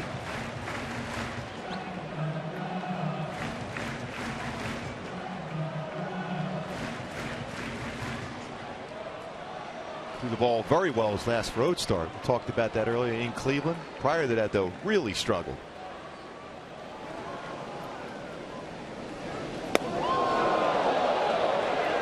Off-speed pitch. It slipped out of the hand. 2 balls, no strikes. Trying to snap this breaking ball off and throw it in and go behind the helmet. Hosmer almost hit the helmet. I mean, the bat of Hosmer. A lot of times you'll see a hitter when it's thrown like that, they'll bring the bat down right away, because if it hits the bat and goes in play, you can make a play on it.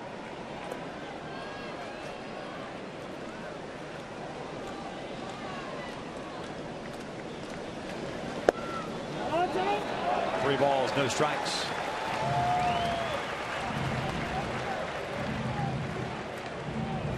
Well, the bullpen has been used quite a bit here in Kansas City. Obviously, yesterday with the long rain delay, Santiago was only able to go 4 innings, 4 very good innings. Needed 5 innings out of the bullpen that day, 4 innings the day before. Hosmer lines one to Ibar behind second base. 2 outs, and Hosmer is ticked. That's the second time in as many plate appearances he is hitting one sharply right at somebody.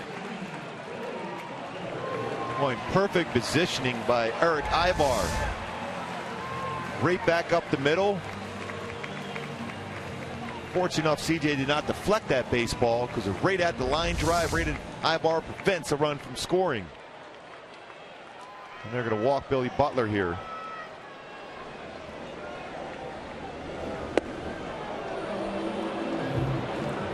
So go down as the 3rd walk issued by Wilson. Butler has 2 of them, or will have 2 of them here once this intentional pass comes up. And for the second time this inning, the Royals will bat with the bases loaded. Gordon will be the 9th man to bat this inning.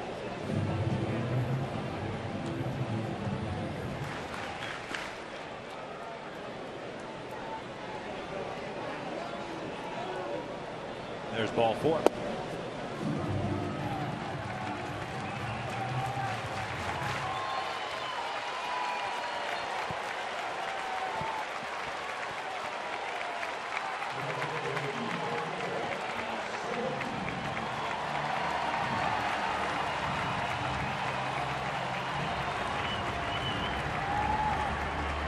Corey Rasmus getting ready for the Angels. 2 outs here in the 4th. T.J. Wilson at 84 pitches here in the 4th inning.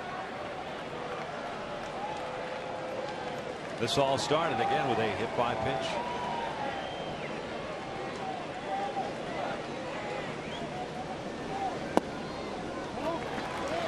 And behind in a lot of batters in this inning. Boy, it's so good the first 3 innings. When you think about it, he's had faced 13 batters, 9 first pitch strikes. He's thrown 49 pitches, 30 for strikes. Now up to 85 pitches, and still not through the inning. 2-0.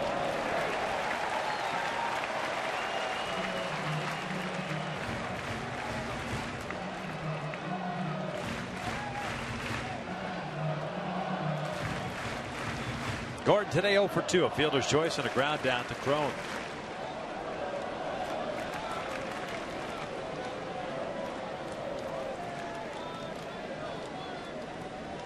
Two-0 offering. 3-0.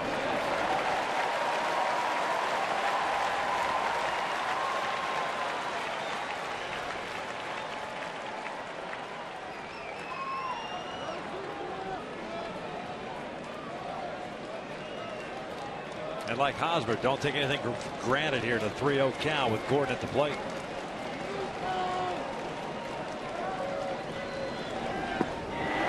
walks and a run. It's 4-3.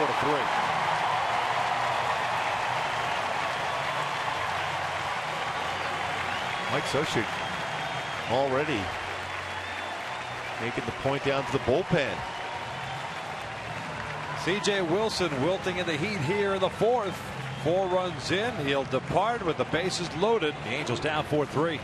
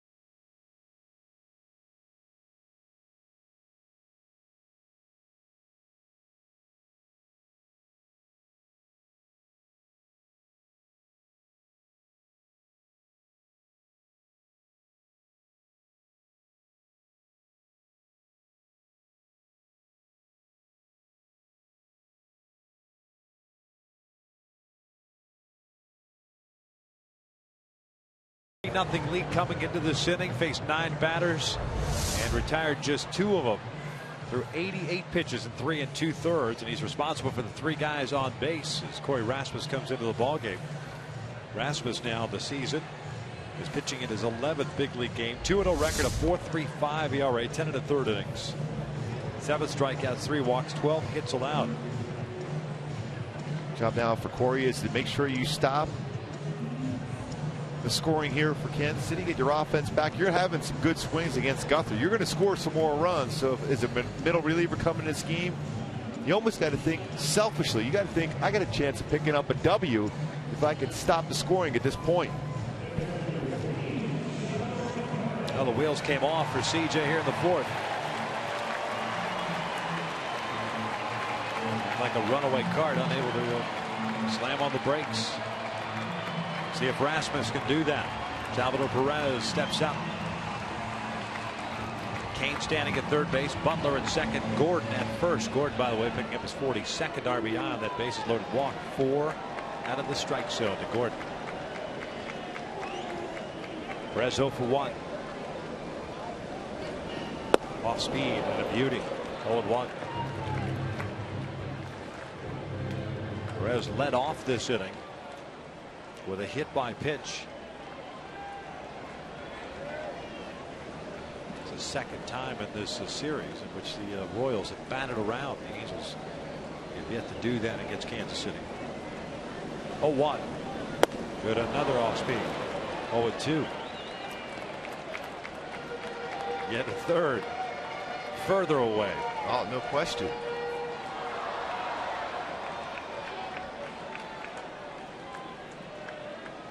One of those times you don't try to sneak a fastball in. You just stay with the slider and go away. The 0-2 pitch. Chopper foul. So you got to swing at that one. You can go further now. Good play coverage for Perez to foul that one off, but it was a little bit too close to the strike zone.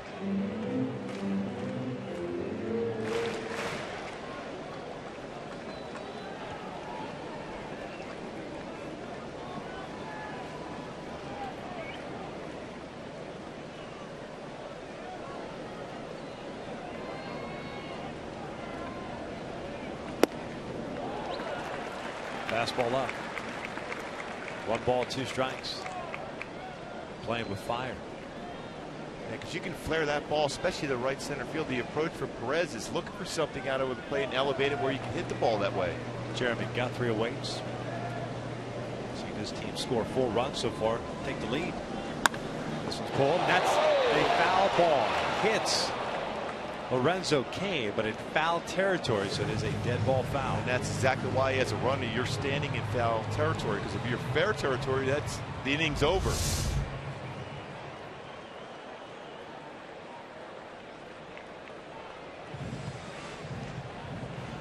Well, he gets that secondary lead and right off the leg and by him.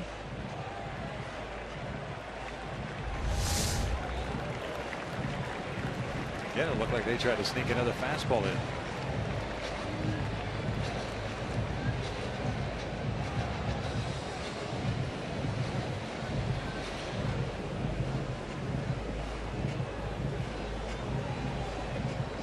It looks like a changeup that was down and in. That's a dangerous spot for a right-handed pitcher to throw a changeup to a right-handed batter. That's why you don't see that all that often unless you have a great feel like a Jared Weaver does against right-handed batters, but he keeps that changeup away.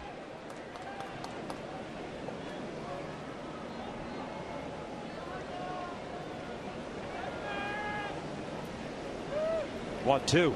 Breaking ball. Just missed. 2 balls, 2 strikes.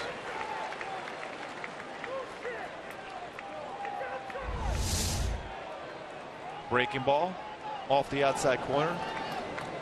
Pitcher and a home plate umpire upset with somebody in the Angel dugout. We heard it up here. Yeah, he's barking at somebody, saying the ball was outside, and our Fox track showed that ball outside. 2-2. Fouled back.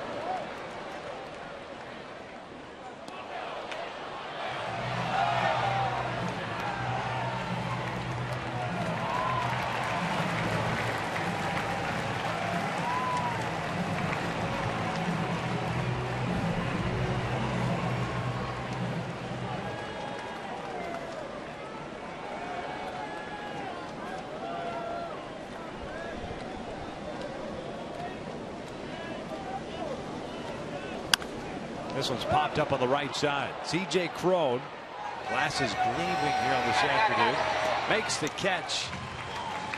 Perhaps it felt a lot worse than it actually was as the Royals score 4. They take a 4-3 lead.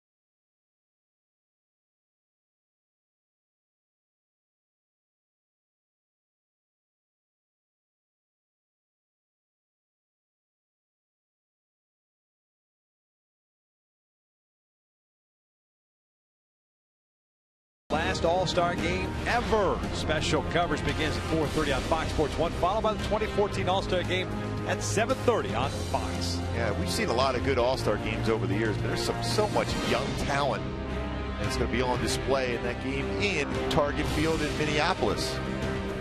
Some serious power, some serious speed, and athleticism in that game. Halos down 4-3 as we begin the 5th inning. 9-1-2 coming up for the Angels against Jeremy Guthrie. There's a new third baseman as Mike Moustakas takes over for Danny Valencia. So wonder if something happened to Valencia running the bases. Or with no lefties out in the bullpen, or don't have to worry about that the rest of the game. Or he had 2 hits and that's good enough for you. Call it a night. Yeah. Conger again trying to bunt. Bunts a foul. Hank Meyer did an 0 for 13 slump, tried to bunt his way on the first time and bunted it to Guthrie on the third base side.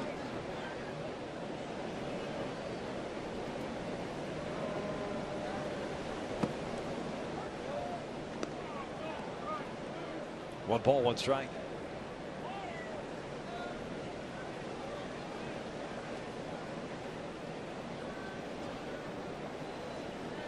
Guthrie with 2 strikeouts, 1 walk as Hank pushes this one on the third base side. Now to go for a base hit.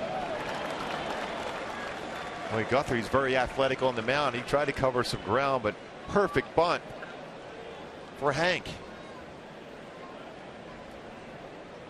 Himself a base hit. And that's what you have to do when you have that shift against you, especially for Hank to get his swing back and get some hits. Tracked it well. It's dead right down the third base line. Great technique by Hank Conger. Wouldn't that be the opportunity, though, in a game situation to work on going the opposite way? They're giving you that left side. Yeah, and they're going to pitch it I think way. that bunt itself will allow him to track the baseball away and think in terms of hitting the ball. Even if he hits a ground ball that way, it's going to be a base hit. Right. So the more swings you get hitting it the other way as a hitter, the better chance you're eventually going to bring that pitcher to bring a fastball in, and that's when Hank can do some damage out of the ballpark with his swing. But until he does that, hits the ball the other way, they're going to stay away against him. Cole Calhoun 1 for 2, a home run, reach on an error. Grounds this one to second base. Infante has it. Leads Escobar for 1. Relay back to first, not in time. Ed Yost might come out.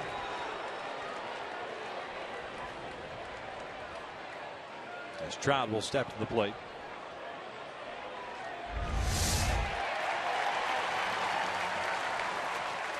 And he might have gotten him. Yeah. And they are going to look at it.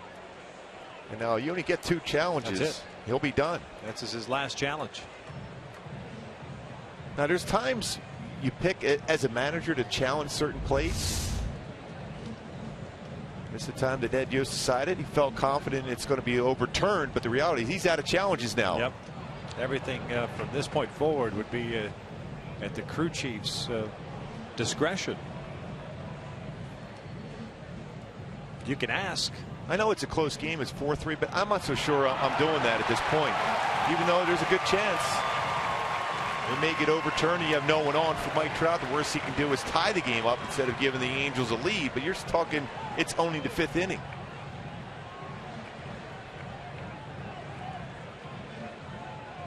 If the call is overturned, it'll be the second double play turned by Kansas City. Pujols hit into 1 in the 3rd. Now is the inning in which the Angels got their first 2 men on base with nobody out.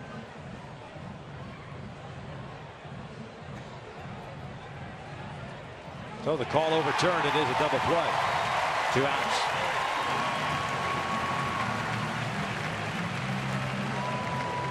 Again, it's the right call. It was overturned.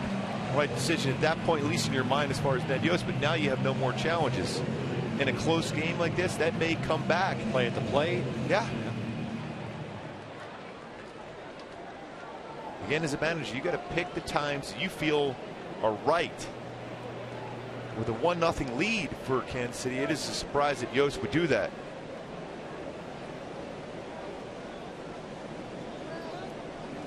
Trout 1 for 1 with a single and a walk.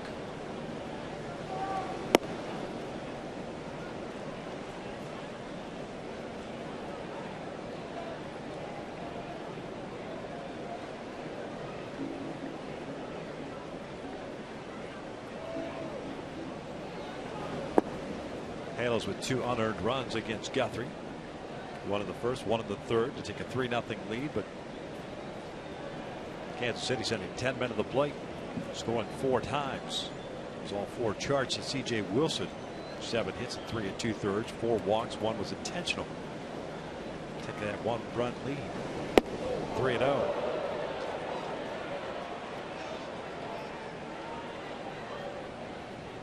Clearly Guthrie not trying to give anything good to Trout. I'm green lighting Mike Trout here, and if he gets a pitch he can hit well, let it go. Take that big swing on a 3-0 count if it's where you want it. Like that, we get it over 91-mile-an-hour fastball tailing back into your and down. That's the hot zone for Mike Trout. Although some hitters aren't comfortable swinging 3-0. Yeah. Albert doesn't swing a whole lot on 3-0. full count. Mark Trumbo swung every time 3-0. So certain guys are comfortable in that count, some aren't.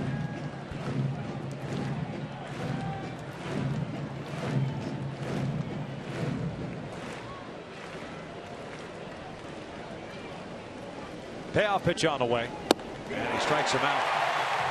The Angels are down here in the fifth. We'll head to the bottom of the inning. 4-3 KC.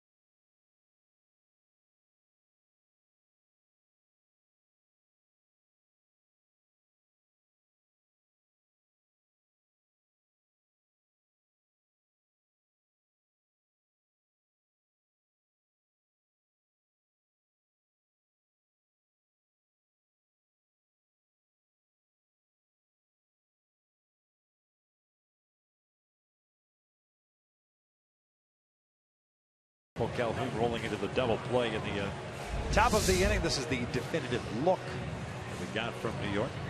And no question, and the right call out of New York to overturn that play once challenged by Ned Yost. Corey Rasmus back to work. He'll be facing Infante, Valencia, and Escobar here at the bottom of the fifth.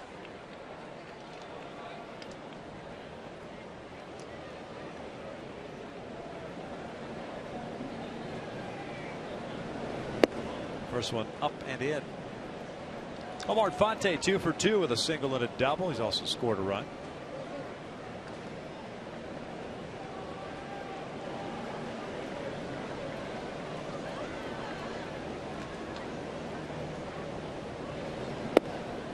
He runs up the count. So now because CJ unable to get through 4, we've got to piece this one together again. Piece Friday night's game. Shoemaker got knocked out after 4 innings. And Carpenter soaked up 3 innings. Yesterday, of course, with the rain delay, you had to use 4 relievers.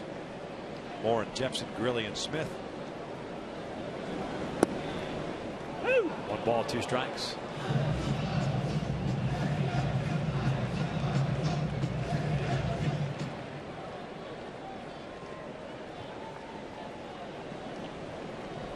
Double for Infante the last time up, his 7th of the year. That was to the alley at right center. Just off the plate. That's a good miss, though, by Corey Rasmus. He does have 4 quality pitches. It's a matter of keeping the ball down and throwing consistent strikes for Rasmus. When he does, he's very effective. Huge out to be able to finish off that last inning without any more damage.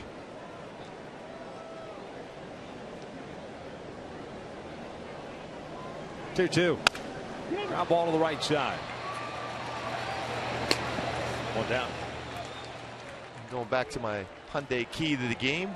Look at that chainsaw getting that fastball in consistently against the Royals hitter. Well, CJ wasn't able to do that. Now it's up to Corey Rasmus to be able to get that fastball in when they're trying to get their arms extended. Throw the slider down and in.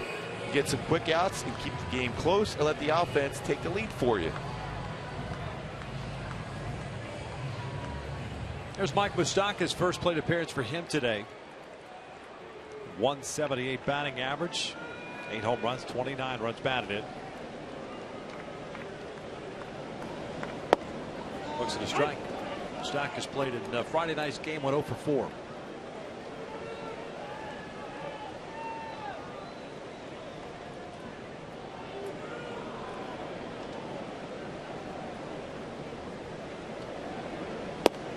Missing outside. Kansas City with 7 hits. The Angels with 4.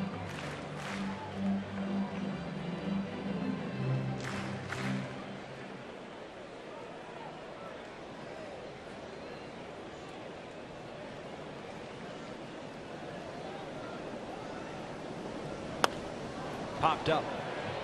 David Freese drifting down into shallow left. 2 outs. Folks, groups of 20 or more can enjoy Angels baseball for as low as $8 per seat this year. Take advantage of the exclusive group hat collection for select series. To book your outing today, call 888-796-HELLO or log on at angels.com/groups.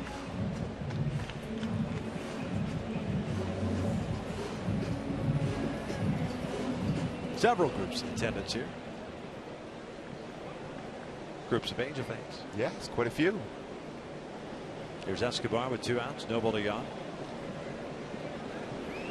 Angel fans are happy through the first 3 innings.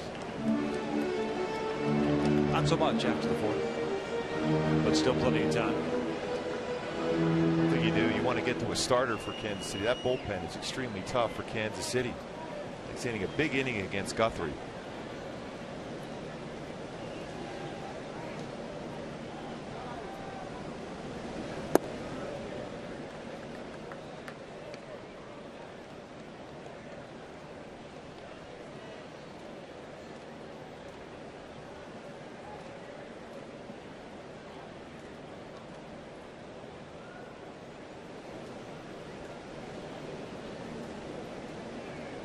One now.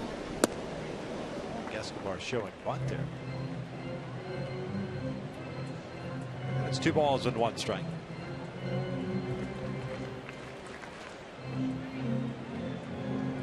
Usually not a huge fan of a guy bunting with 2 outs potentially, but Escobar with great speed. If he had bunted and been successful, he would have definitely been trying to steal. He's been very good as far as stealing bases here. 20 of 21 attempts for Escobar.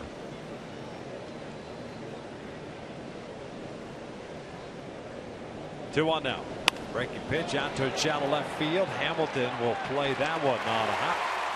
And a 2-out single for Kansas City. 2-out base runners in this series for the Royals. A lot of the hits too have been pitches that have been upstairs. That one there, even though he was out in front, it was upstairs. He flared into the outfield. Most flares in the outfield, elevated pitches. Escobar 4th in the American League in stolen bases, 20. So now the game will come to a halt here with the man at first base. Dyson at the plate.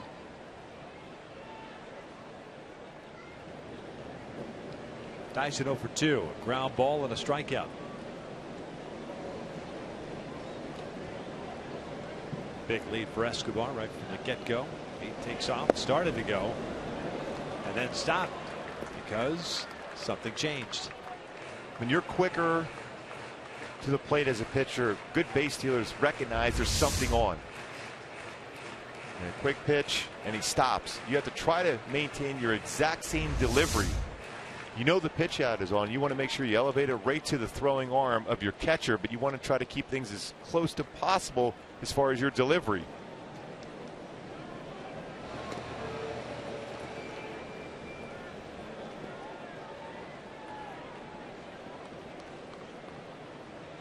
See, base stealers get their lead. They're looking at a spot, whether it's the back leg or sometimes the front leg of a right-handed pitcher, to see if there's going to be a collapsing action, and that's when they're going to go. But if they see something completely different than your normal delivery, they stop. Now it's 2 balls, no strikes on Dyson.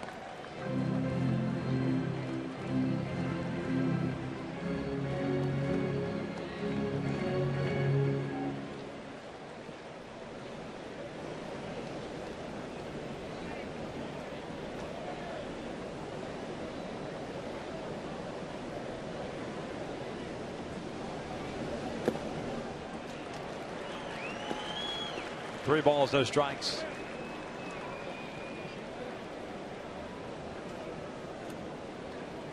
Two outs. First 2 outs here in this 5th inning rather easily on a ground out by Infante, the pop-up by Moustakas. The hit, now a 3-0 count of the 9th place hitter. Lorenzo CAIN on deck. 3-hit game for CAIN.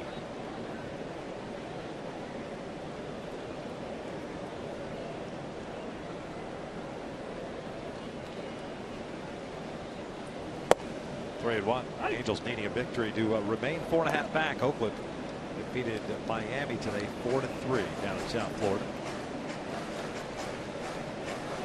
Oakland now 7-1 against the National League this season.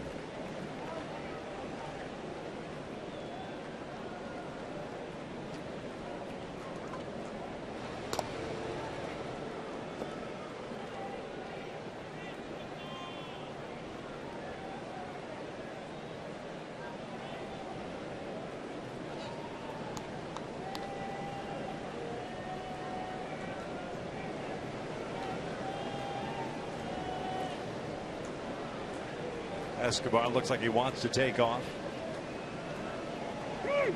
Time was called.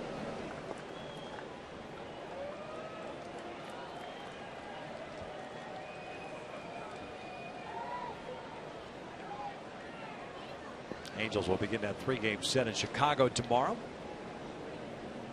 Garrett Richards on the mound facing Hector Noesi. Escobar goes. The 3-0's down. 3-1, I should say, is down low. So a walk. So 2 base runners now on board with 2 outs. CAIN coming up.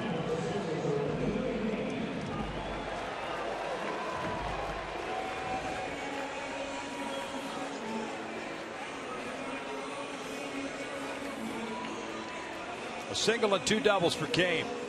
2 runs batted in. 35 RBIs now.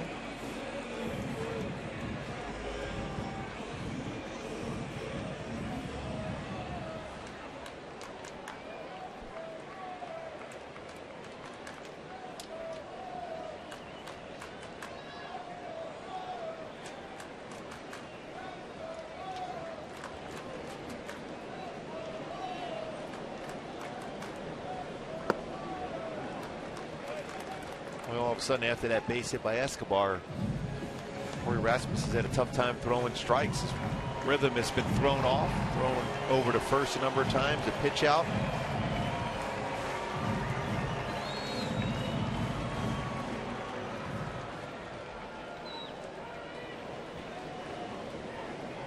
Got to hurry up and find it. Last thing you want is to get behind the Royals any further. You're down by a run. All you're trying to do is just finish off this inning.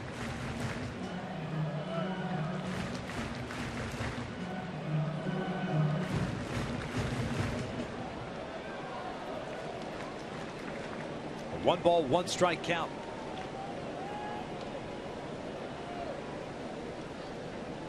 Very good speed on the bases for Kansas City. Escobar takes off. They got him picked off. Nice job by Rasmus. And he flips it to Freeze. They got the tag. There's the out. The old Rick Sutcliffe move. A little spin around. 5 in the books here in Kansas City. 4-3 Royals.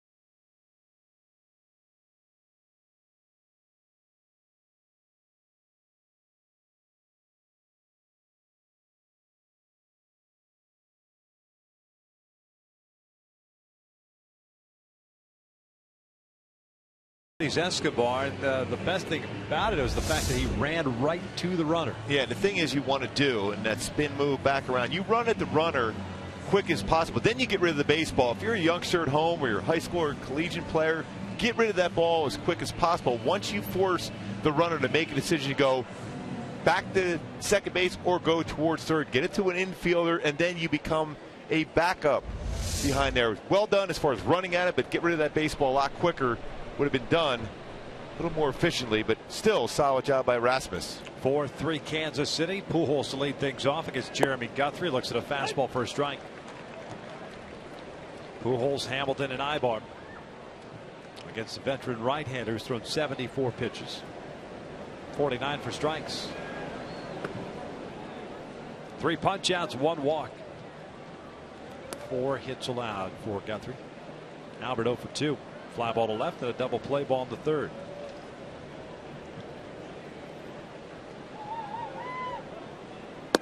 Two balls, 1 strike.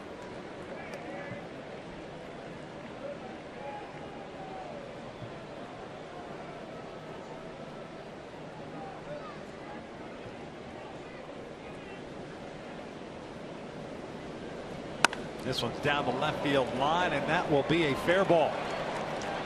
Rattles around in the corner. Gordon up and firing. Albert is in at second. No, he's not. The throw was offline, but a quick flip over to second base, and Pujols thrown out. Mike Soch is looking into Dino Ebel. Well, right in the corner, using the bare hand and quickly getting into his cutoff man. That's what makes Alex Gordon so special. That quick, instinctive throw to the cutoff man. Now he's jogging in instead of getting to the bag. Should have been a double. Instead, it's an out.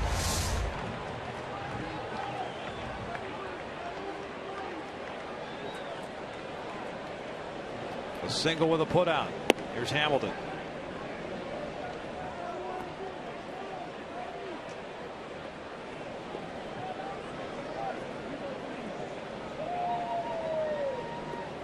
Kids at home, run hard all the way, will you? A little bit of a limp for Pujols, but the reality is he still has a chance to get the foot in or slide.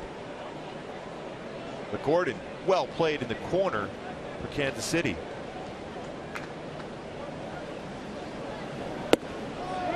Hamilton went around, and it's 1 ball, 1 strike.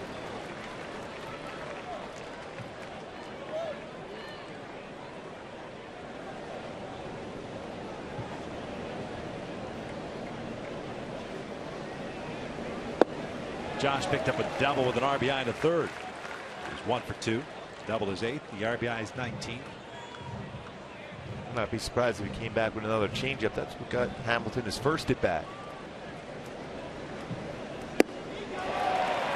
2 down. This copyrighted telecast is presented by authority of the Los Angeles Angels. It may not be reproduced or retransmitted in any form. And the accounts and descriptions of this game may not be disseminated without the express written consent of Angels Baseball LP.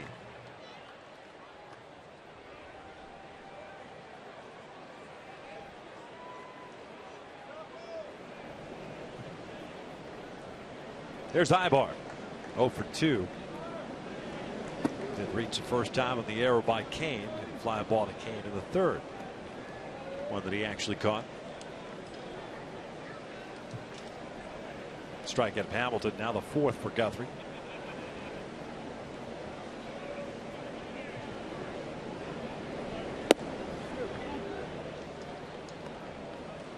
Two balls, no strikes.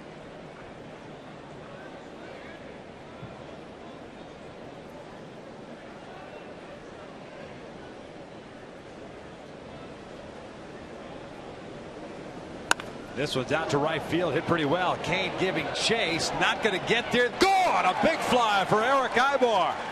Ties this game up at 4. Boy, Ibar hasn't had many hits against Guthrie, but that's a big one there. Tying the game up, his 6th home run.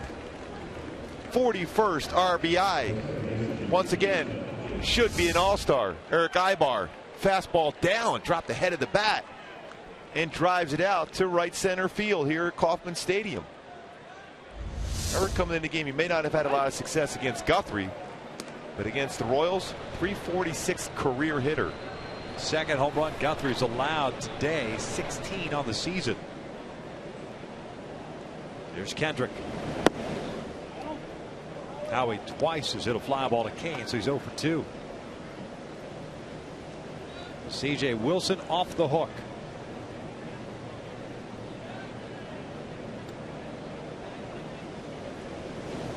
Ground ball sharply hit to short. Escobar has it. The inning comes to an end, but not before Eric Ibar. It's his 6th of the year with 2 outs here in the 6th inning and ties this game up at 4.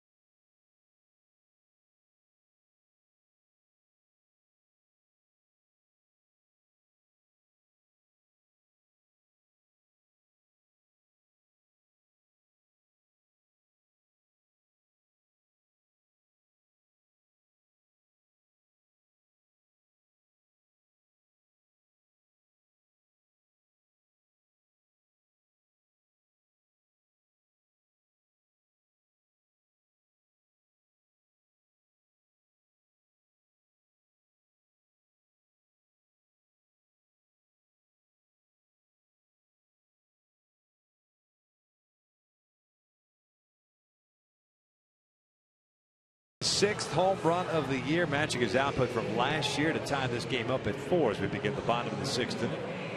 Corey Rasmus back out on the mound. He's gone an inning and a third so far, and he'll face the top of the order here for Kansas City. Cain, Hosmer, and Butler.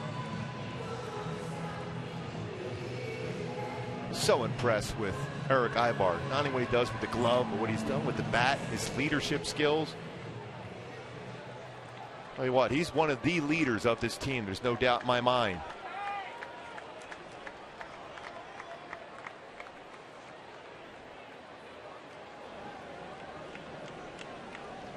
Lorenzo Cain was at the plate when Alcides Escobar was picked off from second base.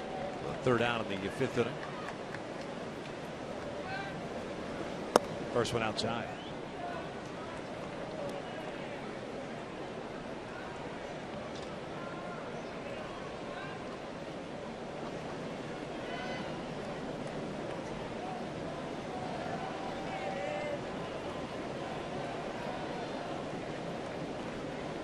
Two doubles and a single for Cain, the right fielder.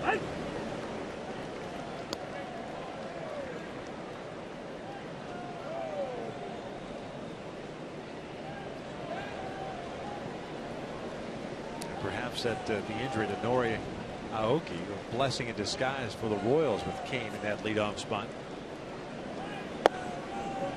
1 ball, 2 strikes now. He's got a lot of talent. He's got some pretty good power. Hits the ball well the other way.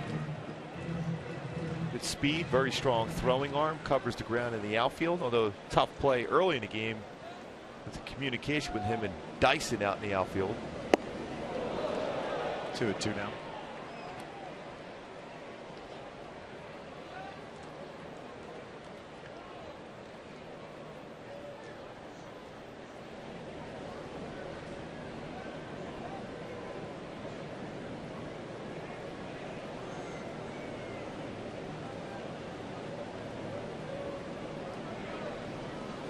Ground ball down the line. That'll sneak in for a hit.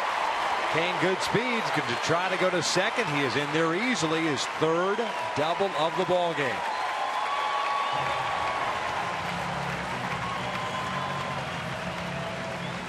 Again, away on a pitch, even though it is a pretty good pitch. But he wasn't trying to do a lot to it. He's just trying to put it in play. To his credit, gets rewarded with another double.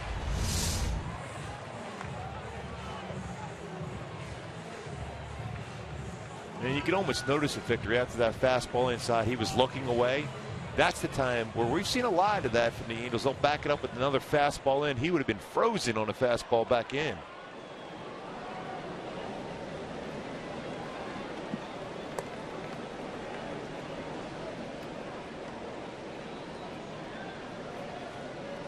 There's Eric Hosmer. Twice has hit the ball hard. He's lined out to Kendrick, lined out to Ibar. 0 for 3 today. A good off-speed pitch. Again, hacking on that first pitch.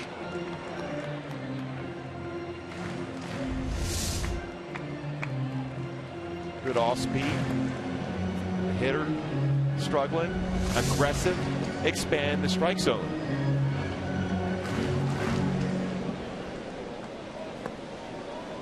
Action in the Angels bullpen now.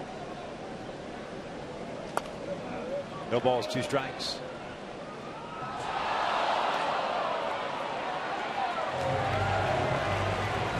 Michael Kahn is up.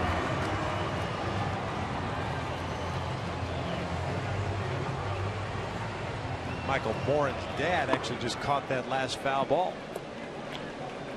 That's a good weekend. Yeah.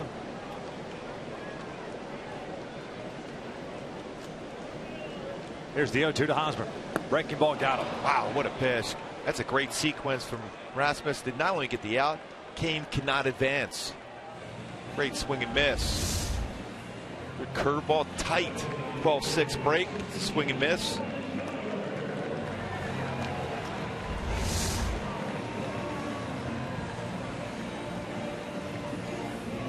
So Billy Butler comes up now with 1 out, 1 on. Butler 0 for 1. A strikeout on the first, 2 walks to go along with that punch out. 1, an intentional walk. That was to load the bases in the 4th for CJ to face Alex Gordon. CJ walked Gordon on 4 pitches. That was the end of his day. First one to Butler. Off speed in there.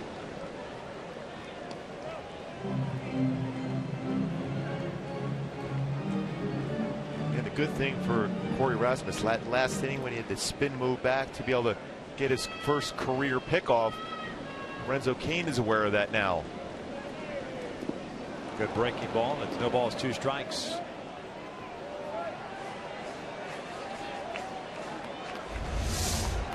Break a ball in the dirt. After break a ball, the first pitch blocked well by Hank Conger.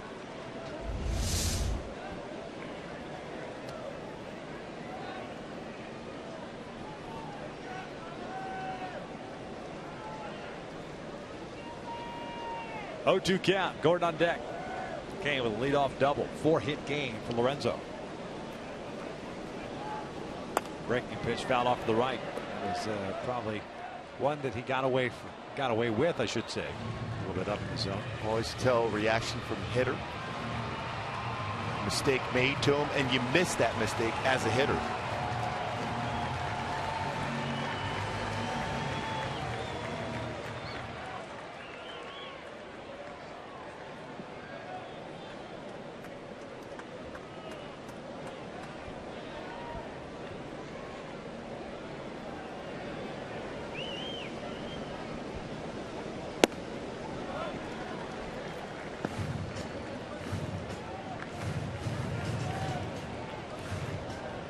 Another 0-2 fastball up.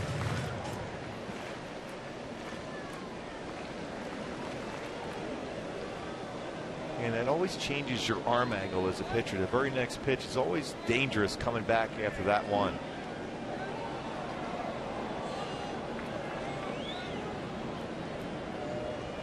The reason why I say that is because you have to drop your elbow a lot of times as a pitcher to elevate a fastball, unless you're a guy that's like a Weaver, can go upstairs and then he throws the curveball from that exact same arm slot. But when you're a guy that's going to live down in the strike zone, you have to create that arm angle to elevate a fastball. Breaking pitch, foul tip, hung on to by Hank. 2 down. Back-to-back strikeouts for Rasmus.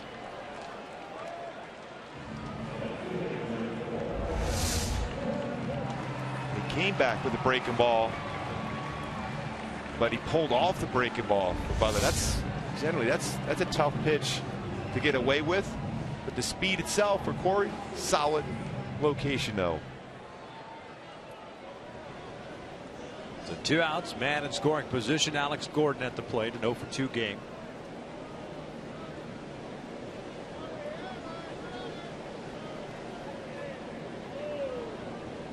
Breaking ball for a strike.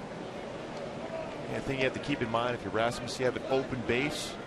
Their most consistent hitter with runners in scoring position is Alex Gordon. You have a right-hander on deck in PEREZ. Make him hit your pitch. Gordon, third in the American League in these situations with a .348 batting average. 0-1.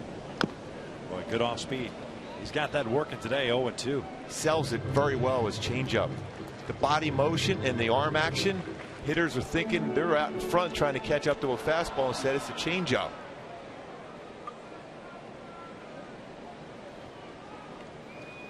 Khan just playing the occasional catcher. Doesn't take a whole lot to get loose today. Temperatures in the low 90s. Muggy. Guthrie will be coming back out for the 7th for Kansas City. 1-2.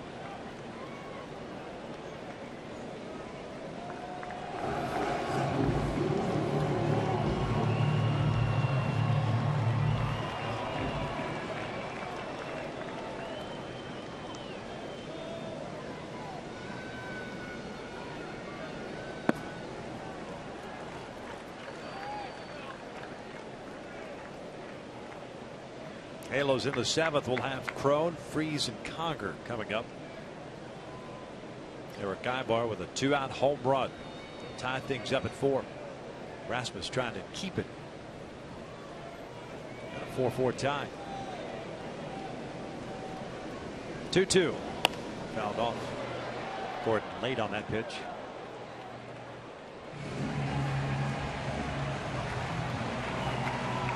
After with 3 straight fastballs.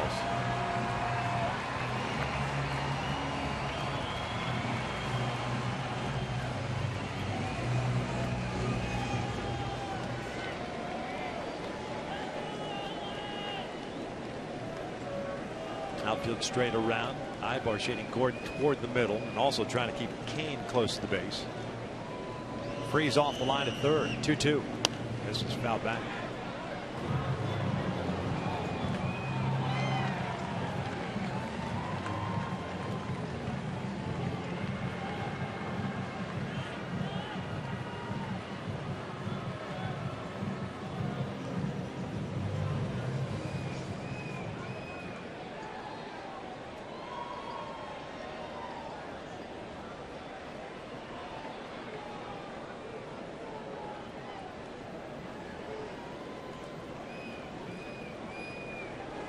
Swing and a miss. Down goes Gordon. How about that? A leadoff double to Cain and 3 consecutive punch outs. We'll head to the 7th, still tied at 4.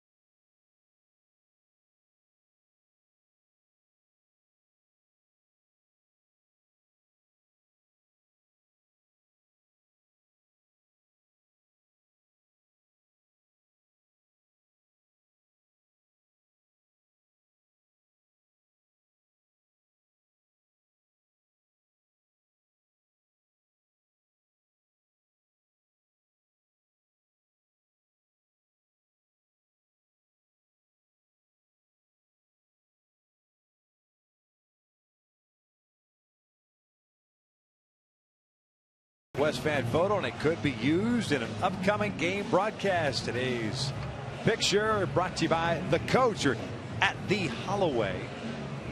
The coach. Was that a TV show, Coach? Now that could either be opening day. It's got to be around opening day, right? Yes. Got the bunting there. The young lady to the right there looks like a friend of mine, Charlotte Spar. I'm not sure if that's her, but on the picture, not here. A lot of Angel fans here, though. On the hashtag West fan photo picture, her son Jason comes and visits us out of the set, on the Angels live set underneath the big hats. He comes to the ballpark.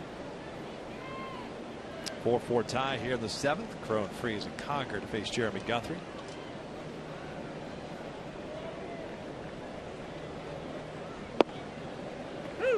David Freeze today, or pardon me, C.J. Crow 0 for 2. As is David Freeze, but Crow on a fly ball to left and a pop up to short. 3 for 10 in the series now. What a job by Corey Rasmus. Yep.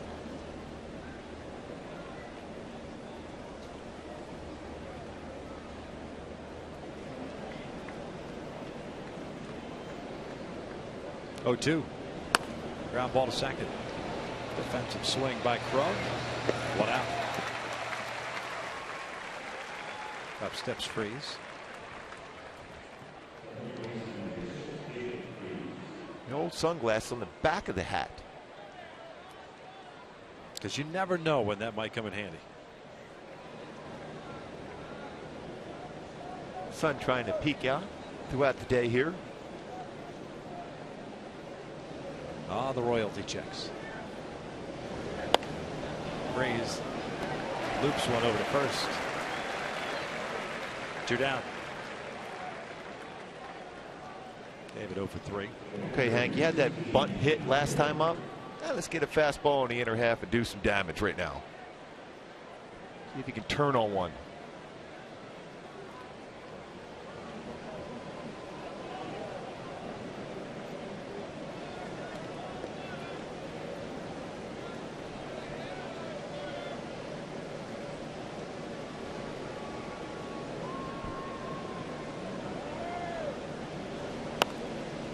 Fouls this one back. And it's no balls and a strike. Take 1 for 2 with that bunt base hit. Snapping an 0 for 13.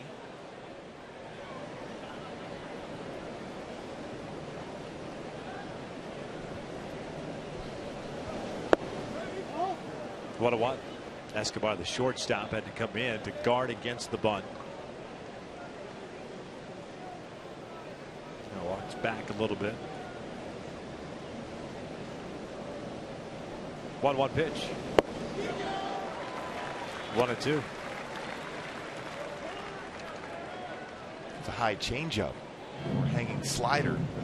94th pitch of the afternoon for Guthrie. Kevin Jepson is up now. Looks like he'll be pitching the bottom of the 7th.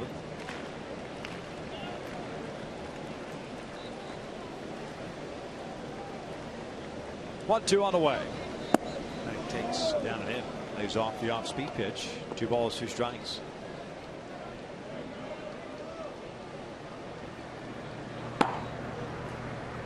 There's Kevin. Had 1 inning yesterday. 2-2 from Guthrie. Breaking pitch out to right. Base hit. Second hit of the game for Hank. Keeps the inning alive. Allows Calhoun to come to the plate. Hank will take that. That's why it's so important for Hank to be able to get that bunt down. All of a sudden you have a chance to have a good game offensively. 2 for 3 with that base hit now. Calhoun 1 for 3 with a home run, leading off this ball game. 7th of the year, 19th run batted in. Let's go back to that first inning. Fastball up. Boy, it didn't take long for that baseball to get out of the yard. Had some sound to it. Salvador Perez, a long conversation. Some movement going on in the Royals pen, but nobody loosening as of yet. I think the conversation was, don't throw a fastball down the middle of the plate. Remember what he did his first at bat. Looks like Kelvin Herrera is going to hurry up and get ready just in case Calhoun gets on board. I would imagine Herrera comes in to face Trout. Now back.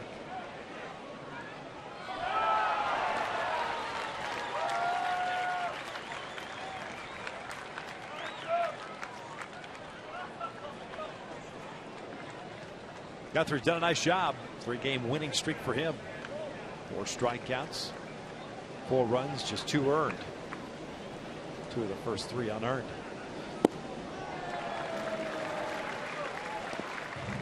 feel like Calhoun's hand slipped off the bat as he tried to make a good pass at that 93-mile-an-hour fastball. It was up, and the hand slips off the bat. Humid day, even with batting gloves.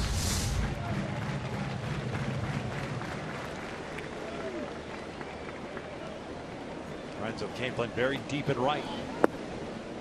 And the deepest I think I've ever seen him play.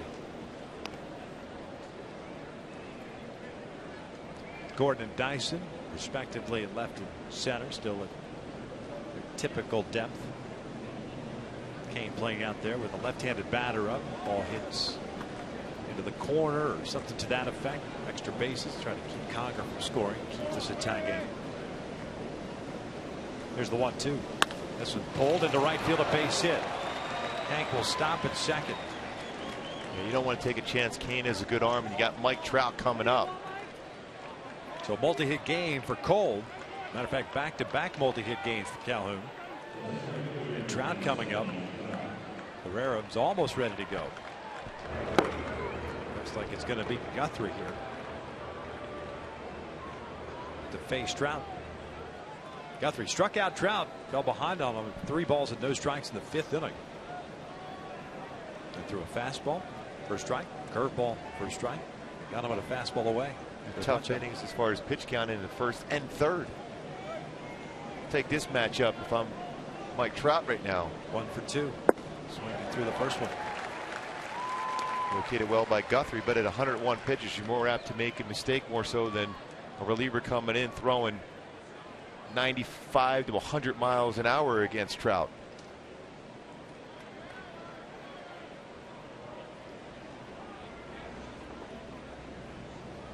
Conger at second, Calhoun at first. 0-1 on the way. Dirt blocked by Perez.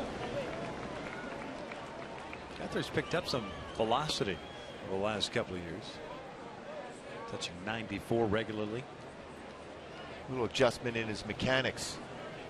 Talked about that hip turn has allowed him to be more balanced over the rubber, better throwing position.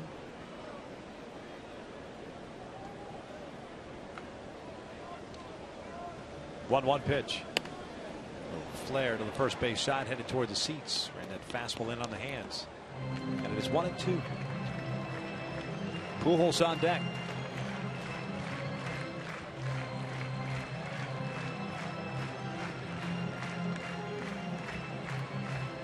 A 2-out single by Hank and a 2-out single by Calhoun, putting the go-ahead run in scoring position.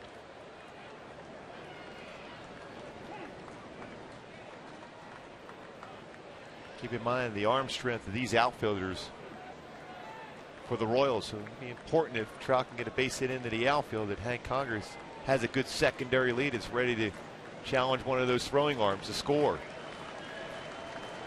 Going outside, the 1-2 off the plate. 2 balls, 2 strikes. Very similar to the pitch that got Trout the last time up. Try to go fastball. The target set by Perez. Boy, and just off the outside corner.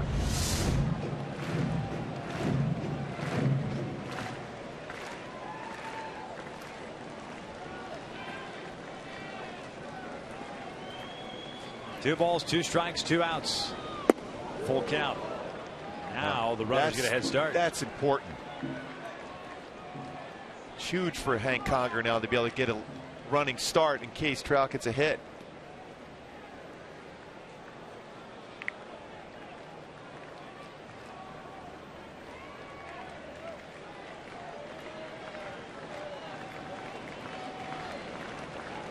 Runners go. Here's the 3-2, and he walked him. So they're loaded up for Pujols. And now here comes Ned Yost, and that's probably going to be it for Jeremy Guthrie.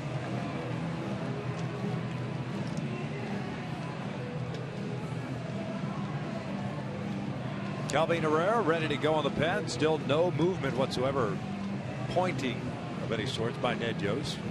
And there it is. So he is going to go to the bullpen. Guthrie is done after 6 2/3. A pitching change. Angels have the bases loaded in a 4-4 tie.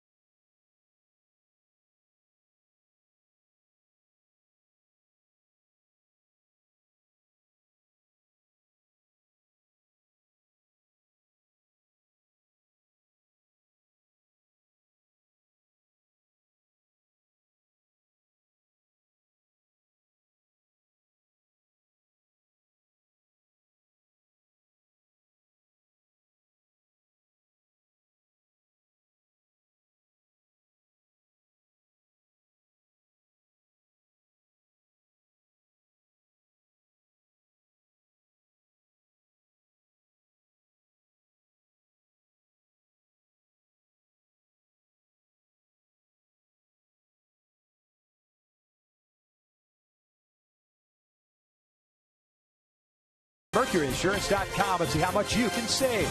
And by Hyundai, the countdown to savings is on now at Hyundai's 4th of July sales event. Visit buyhyundai.com today. Mark Gubicza in the Royals Hall of Fame. A fantastic pitcher for the Royals. Inducted in 2006 to the Royals Hall of Fame. Jeremy Guthrie, kind of in Mark Gubicza type of way. Did a terrific job today. What, the 4 runs you're talking about? No, 4 runs to earn. To earn. Okay. Yeah. 6 2/3, 8 hits, 4 strikeouts. Departs here with the bases loaded. And it's the fireballing right-hander Kelvin Herrera coming into the ball game. Herrera pitching in his 36th game, 1-2 mark, a 2.36 ERA. Very, very good fastball. 95 to 99, can even touch 100. Slider and a plus changeup.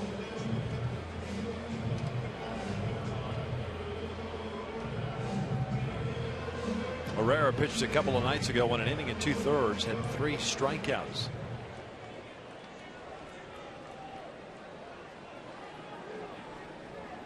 Faced Pujols Friday night, got Pujols to ground out. Conger at third, Calhoun at second, Trout at first. Pujols 1 for 3 with a single. What should have been a double, lead off the 6th inning. That is in. 1 ball, no strikes. Now Herrera can walk some guys. 29 strikeouts, 14 walks in those 34 1/3 innings. See Albert 0 for 11 this year with the bases loaded. The sac fly he picked up yesterday, Friday, his first RBI with the bases loaded this year. 1-0. This is out toward shallow center. Dyson is there. And the Angels' 7th is in the books. 7th inning stretch time. It is still a 4-4 tie.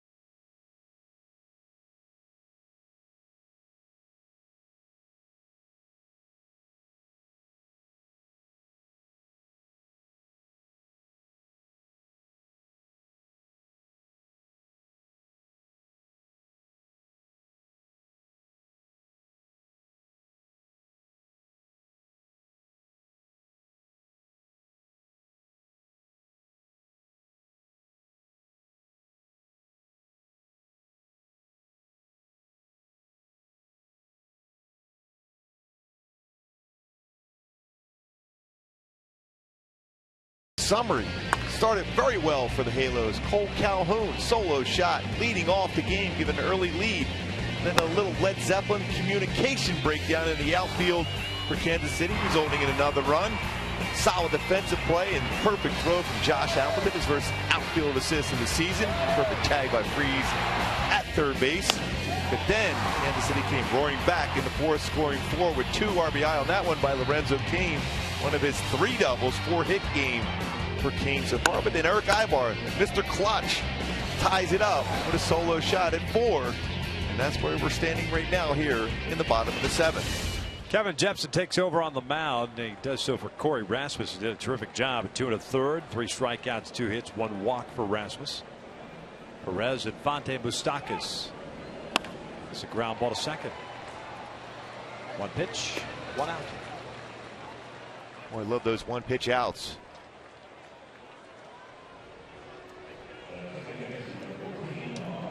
PEREZ now 0 for 3 in the game. Was hit by a pitch by Wilson in the 4th. Eventually scored one of the 4 runs.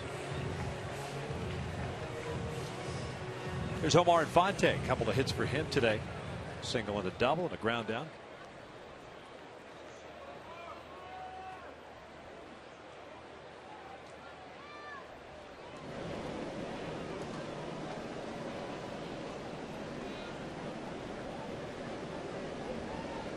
First one's on the corner. Jepsen pitched yesterday, a scoreless inning.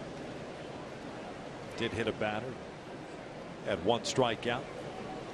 This being his 2nd action in this series. Not pitched Friday. Halos needing a victory to remain 4.5 back. Oakland winning earlier today as this one's grounded to short. 2 outs. Hey, time is running out to vote for the 2014 MLB All-Stars. You can help send your favorite Angels to the All-Star game by voting up to 35 times. Vote exclusively at angels.com on your mobile phone. Voting ends on Thursday.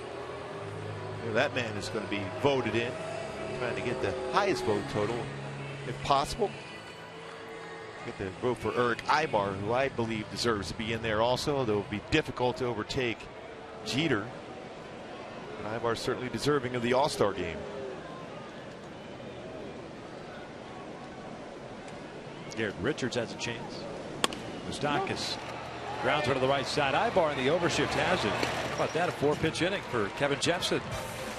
Think he might come back out for the 8th? We haven't seen him go back for a 2nd inning often. Still tied at 4.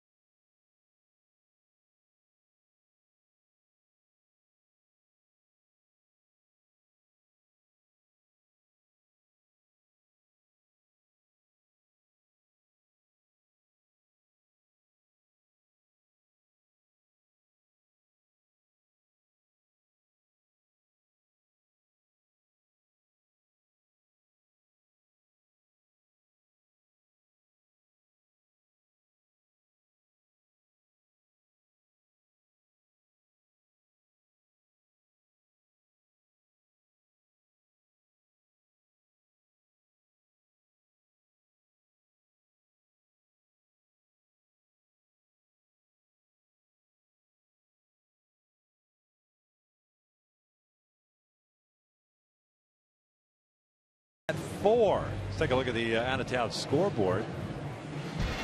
And here it is. That's in the Oakland game, 4-3. A's defeating the Fish down to Miami. Houston leading Detroit 5-2 in the 8th. Minnesota, Texas tied at 2. That game 7th. Cleveland and Seattle just underway. That's in the 4th there. White Sox shut out Toronto. They what did they take, 2 of 3? Yeah. That was Mark Burley on the hill for Toronto. That's Not able right. to get his 11th win. Tampa Bay beating Baltimore 12-4 as we head to Chicago after this one to take on the White Sox.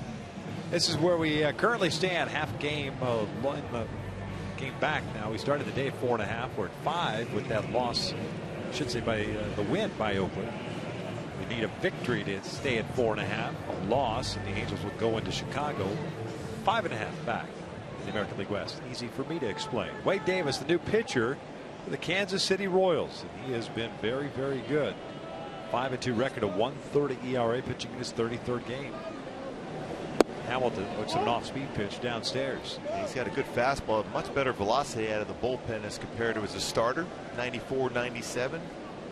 It's a very good cut fastball and solid curveball.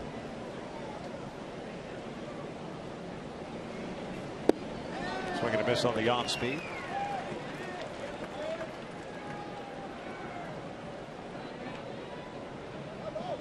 Josh today 1 for 3, an RBI double in the third. He struck out twice. 2 for 12 in the series. Takes a fastball right down the pipe, 1-2.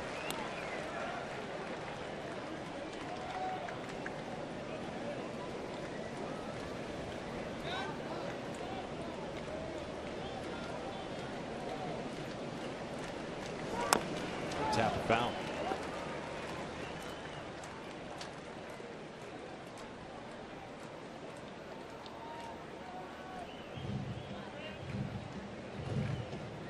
The numbers for Davis, though, when you look at him this year, 56 strikeouts and 34 2/3. Has not allowed a home run this season so far. So you're saying there's a chance? Yes. When you're throwing 97, you just got to get a good part of the bat on it, and it'll go a long way.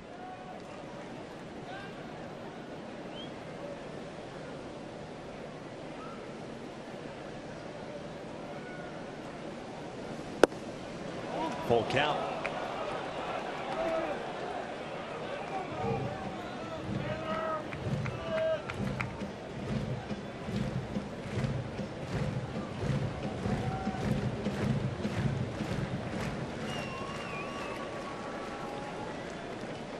Here's the 3-2, and he walked him. So the go-ahead run at first base, and Hamilton with good speed. And Eric Ibar coming to the plate. Wade Davis has not allowed an extra base hit this season.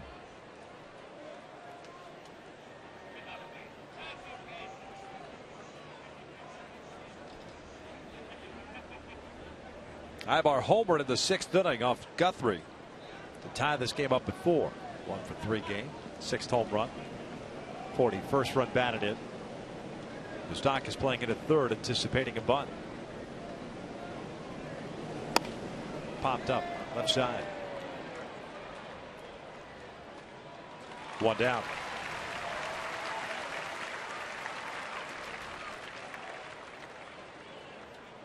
Hamilton still at first, and Howie Kendrick coming up.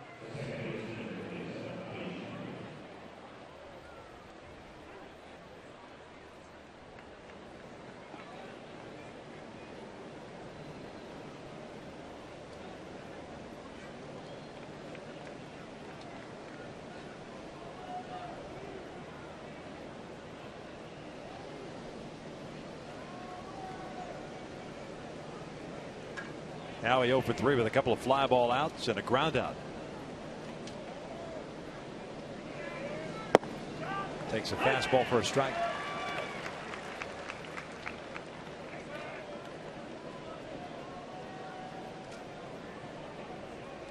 Davis has done a nice job at wrapping his arms around that reliever role.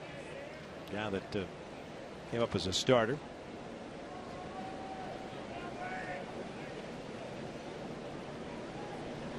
Part of the Will Myers trade a couple of years ago. That's up and away. 1 ball, 1 strike. Well, you would think if you're a manager in the American League and John Farrell being that manager, you would think you might want to have him as one of your all-star pitchers. They like taking the closers and those setup guys because it's all about winning that home field advantage in the game. Florida native. Tampa Bay Rays 3rd round pick in 04. 1 ball, 2 strikes. 12 game winner as a starter for the Rays in 2010.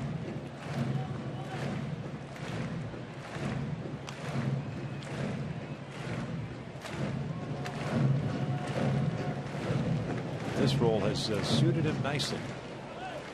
Had 24 starts for the Royals last year. 8 and 11 and a 5.32.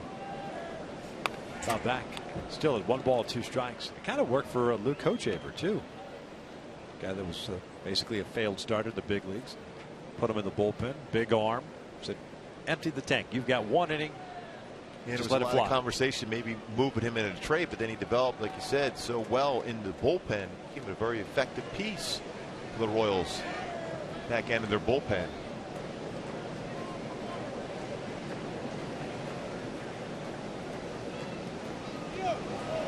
Breaking pitch, fouled off. Hamilton was on the move.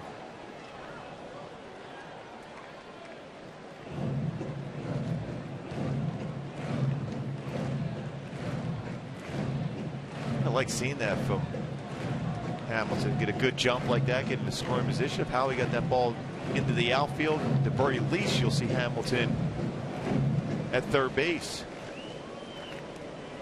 Hochevar, by the way, out for the year with Tommy John surgery.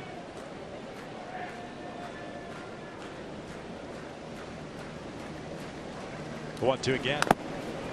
Foul back off the shin guard. Little battle here between Kendrick and Wade Davis. Hamilton with a leadoff walk. Ibar popped out on the first pitch for the first down here in the 8th. Nobody warming up for the Angels. Jefferson threw just 4 pitches in the 7th. Kansas City in the bottom of the 8th has Escobar, Dyson, and Cain coming up 8, 9, and 1.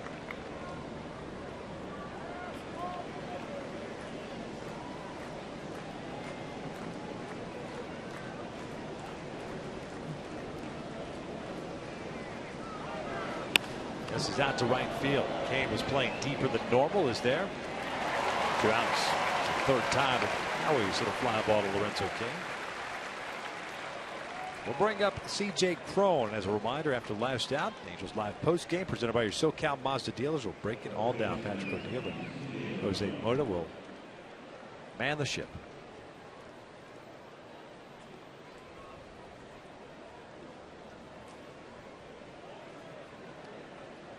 Cron 0 for 3. A fly to left, a pop up to short, and a ground out to second.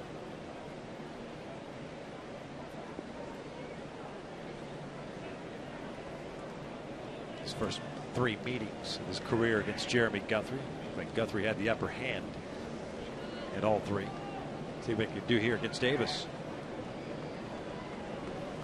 This is looped out towards shallow center field. Dice at good speed and playing shallow is there. That'll do it for the Angels. We'll head to the bottom of the 8th. Still tied at 4.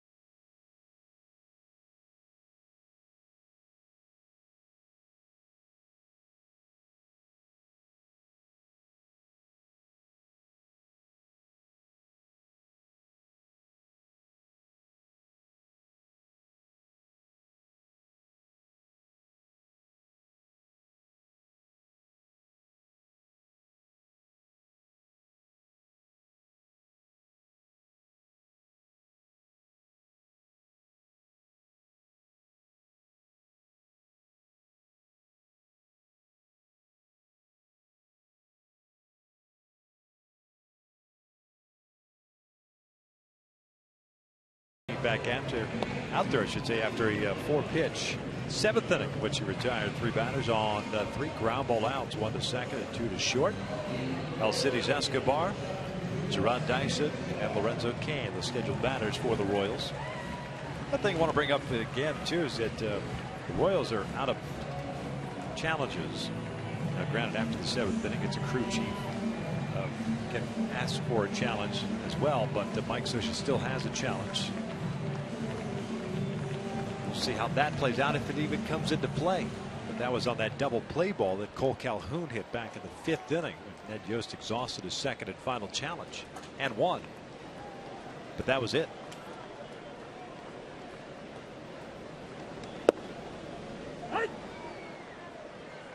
Escobar 1 for 2, a strikeout, a walk, and a single.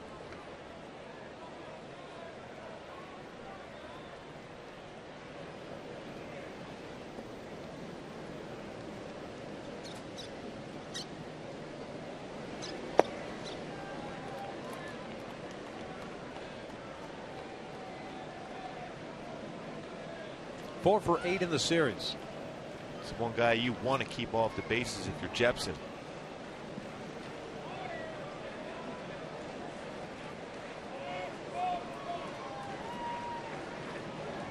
1-1 pitch.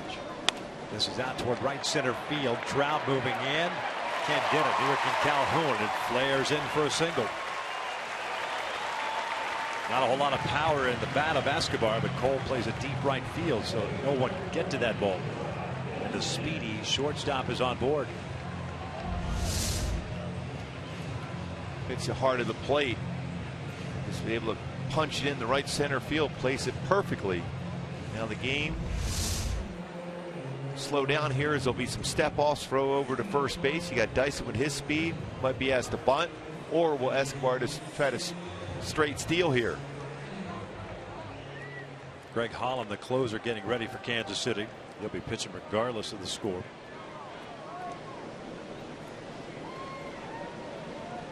Freeze way in on the grass at 3rd.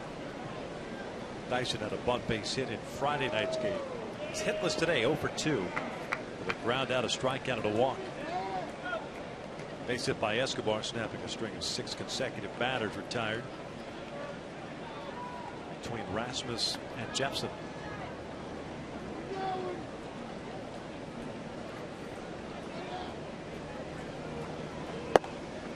Oh, 1.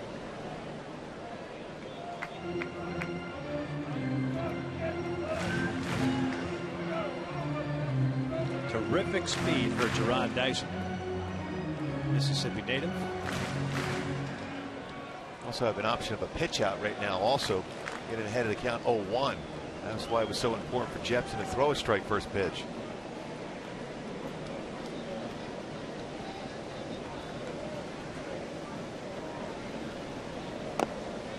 Bunted foul, and it's 0-2.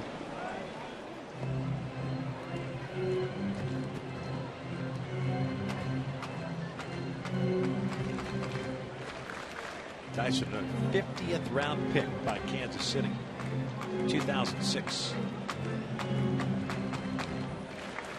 Been up and down with Kansas City since 2010. Got a lot of speed, solid defender in the outfield.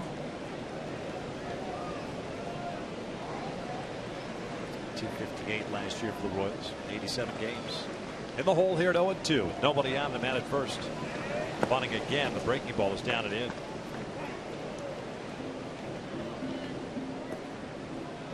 Curious to watch too, where that left foot of Dyson ends up when he squares around the bunt. Yeah, we see that a lot with Eric Ibar, right behind the plate, which you're not supposed to do. Technically, an umpire can call you out at that point. You're out of the batter's box. Don't see that ever called ever. We saw that. We saw one this year. Did get called. Yeah, one time we've seen that. Yeah, the Angels got the benefit of the call. Forget the team and the player. They get that one. The 1-2 upstairs. Now again, if you can get an out, you'll take the out at this point. Yep.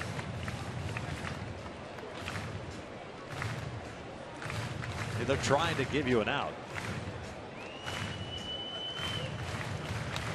2 balls, 2 strikes. And I think that's exactly what Herc Ibar's telling Kevin Jepsen. We'll take the out. You have stuff to be able to get through the inning anyhow. Take the out. Yeah, Lorenzo Cain on deck. Hale's not been able to retire Cain yet today. 4-hit game for the Royals right fielder.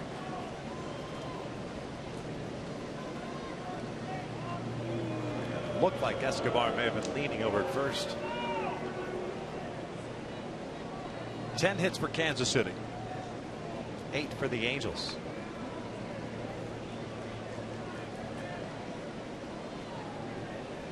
Freeze still in on the grass. 2-2. Bunt on the third base side. Freeze will let it roll, and it's an out. Escobar back to first. 1 away. Good decision by Freeze. Let that ball roll foul.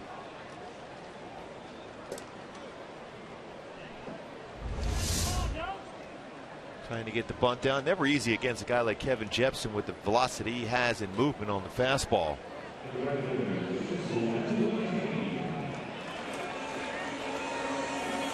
Oh, he knows he had a job to do and he failed to do so.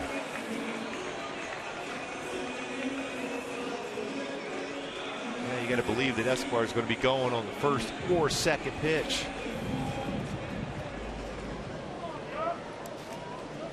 A little bit easier for the catcher and Hank with a right-handed batter now, so you can actually see the runner in motion peripherally. Mentioned Cain 4 for 4, 3 doubles and a single, 2 runs batted in. There's the first one. Sky to right. Cole's got a beat on it. Dealing with the sunshine, however. 2 outs. It's a big out for a guy who's been that hot in the game. Jumping on that first pitch. Escobar back to first. And Hosmer coming up, a guy that has been jumping on a lot of first pitches. 0 for 4 today is the Royals first baseman. The Angels in the ninth will get Greg Holland. Freeze, Conger, and Calhoun due up 8-9-1.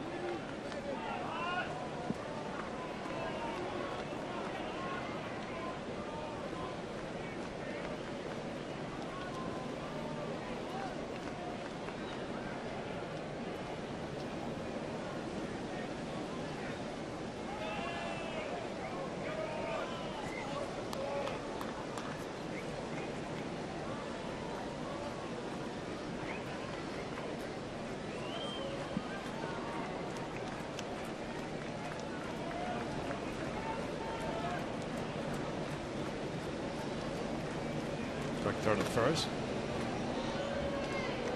Make sure you don't gift anything. Yeah, at this point, if you're Kevin Jepsen, hold the ball. That usually slows down a runner, keeps his momentum from going forward as a base stealer, and then make a quality pitch.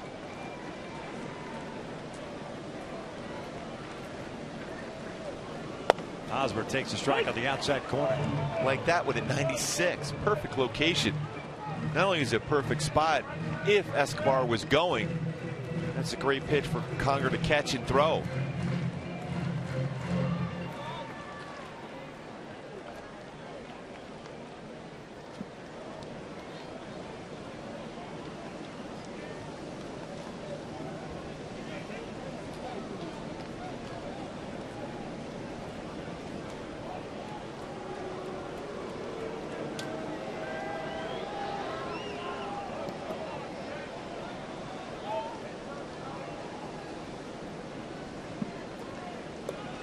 Perfect count, too. You'd think to do a little quick pitch here on Hosmer with Escobar at first. Throw off his timing. Yeah. You'll see Kevin do that often, though. 0-1. Swing and a miss. 0-2. Good changeup.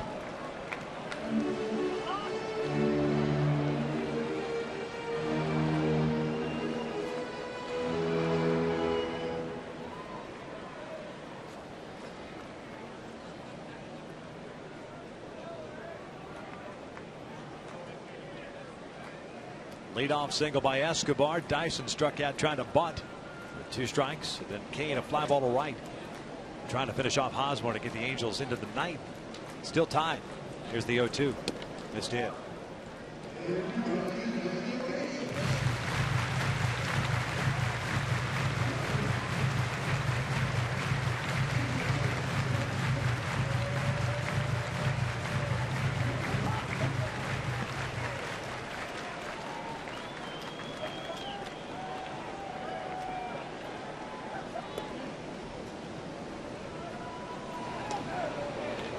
Throw over there.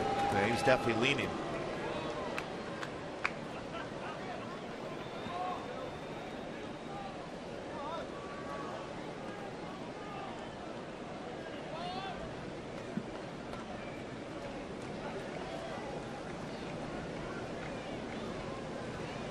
Jepson ready. In the dirt.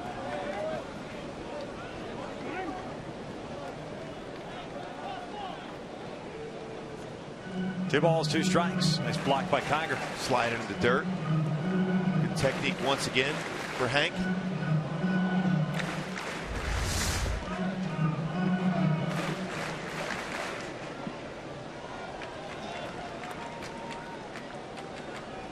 Billy Butler on deck. Infield shading.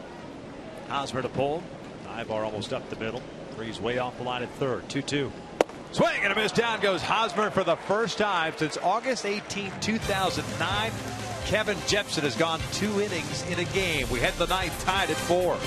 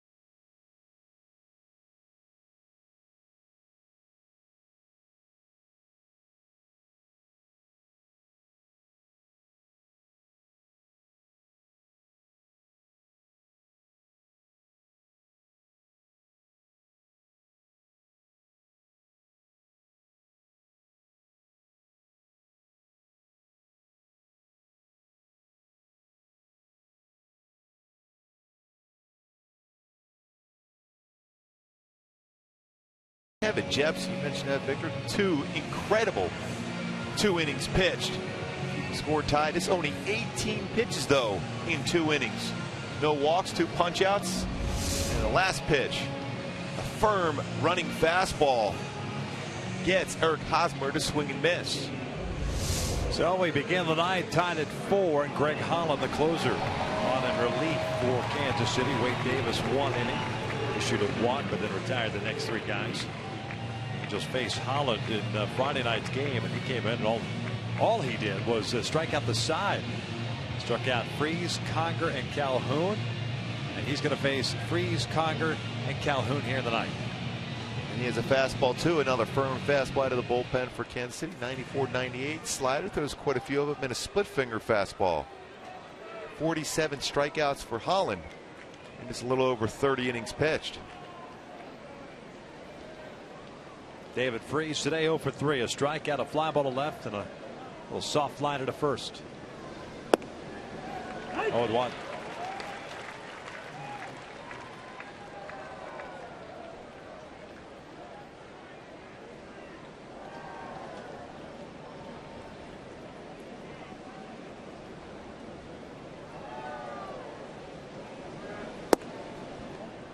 Evens up the count at 1 ball, 1 strike.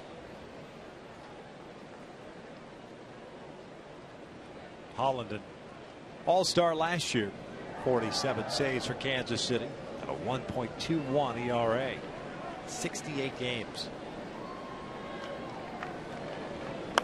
Freeze fouls it off. It's 1-2. North Carolina native, a 10th round pick back in 07.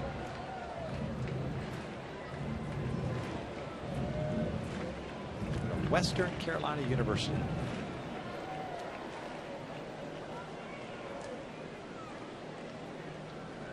Not a big guy, listed at 5'10". Great throwing motion to generate that arm speed to throw that firm. 2 balls, 2 strikes. You would think with him falling off to that first base side, becomes susceptible to a shoulder or elbow problem.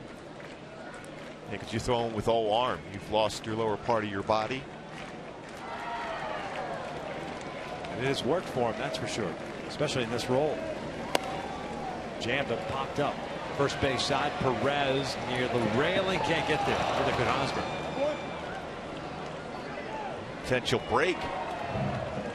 You think you're out as a hitter, you're still alive and you're at bat.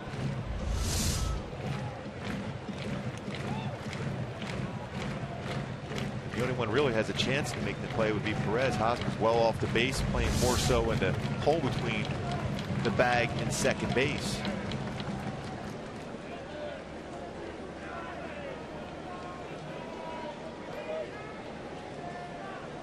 Another 2-2.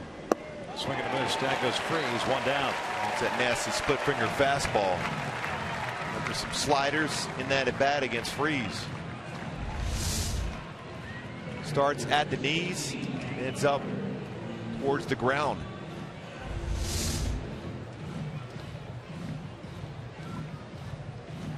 There's Hank Conger. A couple of hits today. A bunt base hit in the 5th inning and a single to right in the 7th.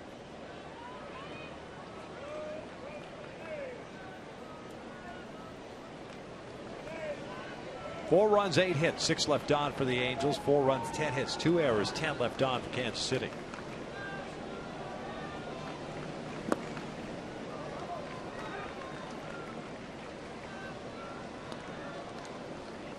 Boy, as firm as Holland throws, he throws a lot of off speed between sliders and split finger fastballs. So far this year, as far as percentages, over 40% of his pitches have been sliders. The Angels in their bullpen have Jason Grilli and Joe Smith playing catch. Out in front. Evens up the count at 1-1. Grilli pitched yesterday, making his Angels debut. Smith pitched as well, closing it out. Non-safe situation.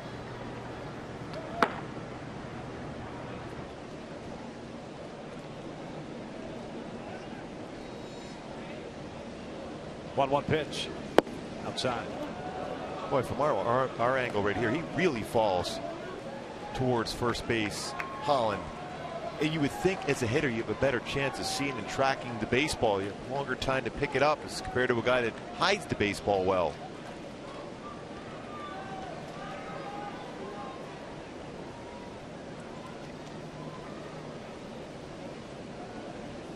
Outside. 3 balls, 1 strike.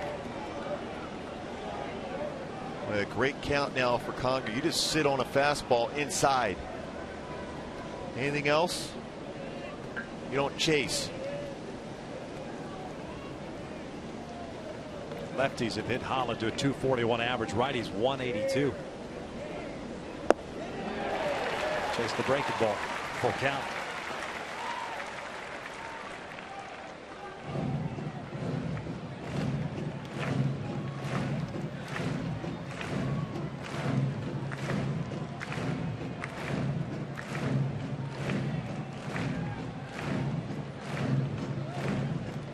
Cole Calhoun on deck. Cole with a multi-hit game today.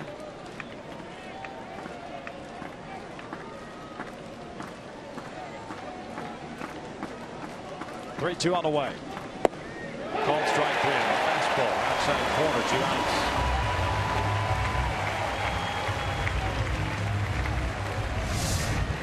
Fastball, see if it locates and hits the outside corner. Just touching the upper part of the strike zone, according to our Fox tracks, at 99.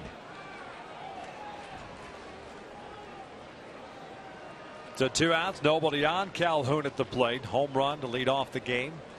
Singled in the 7th. It's reached down an error and hit into a double play. The Angels don't score here. I'd imagine Jason Grilli comes in the bottom of the 9th. 1 ball, no strikes. Mentioned that first inning swing from Calhoun. Got a fastball. Middle in and drives it out quickly to right field. His 7th home run. 4 runs, 2 earned for Guthrie in 6 2/3. Guthrie gave up 2 home runs. Calhoun's and Ibar's. Eric's in the 6th inning tied things up at 4. Kelvin Herrera limited the runs against Guthrie, getting Albert to hit a fly ball to center field with the bases loaded in the 7th. And that inning. Angels mounted a little 2-out rally to load him up. 1-1. 2 balls, 1 strike. Again, 15 pitches thrown from Holland. A ton of sliders and split finger fastballs of the 15. 8 strikes, 7 balls, but he's picked up 2 punch outs.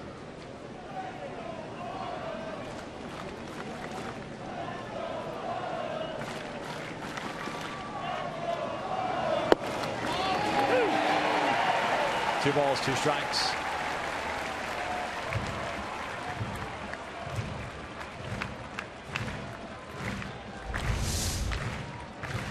Cole Calhoun didn't like this call, but just touches the outside corner at the knees. Just the way that he launches it with his body going towards first base, it gives you that odd illusion that it's not near the strike zone. Especially as a left-handed batter. Going back out there, 2-2. Got to protect. Throws it foul.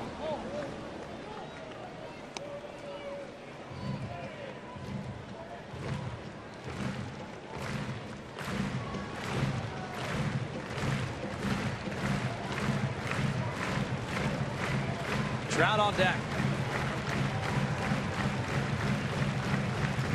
That's what you want, an opportunity to get Trout up here in this inning.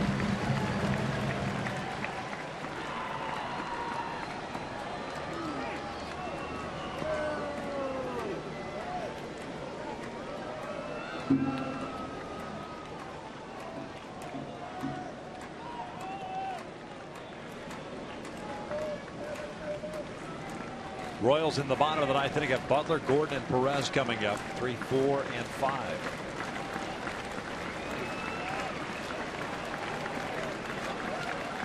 Two again. This is lifted out toward left field. Gordon moving back on it. Has a beat. Makes the catch. The Angels go down in order. We hit to the bottom of the 9th. Still tied at 4.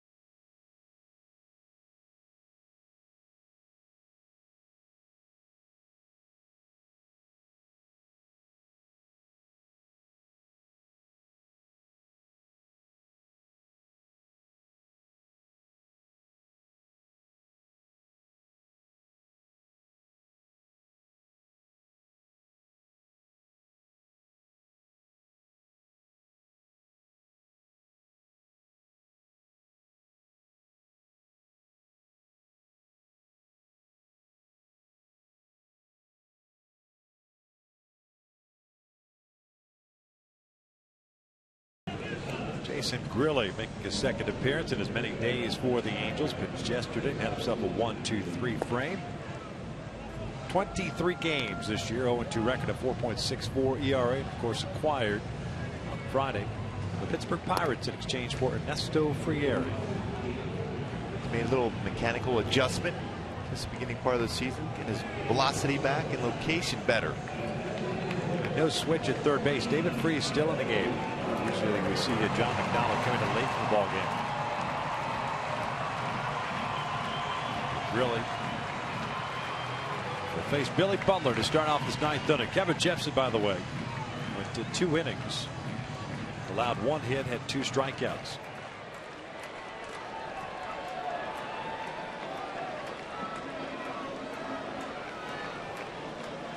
Butler 0 for 2. Has walked twice. He's also struck out twice. Breaking ball, missing low.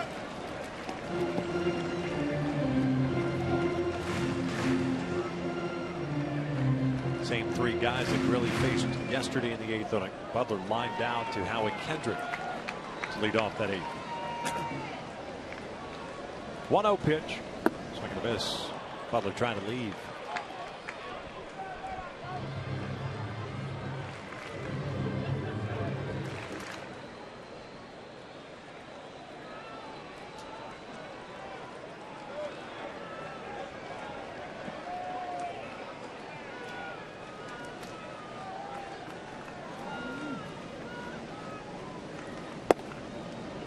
One and two. He spotted that fastball well. 94.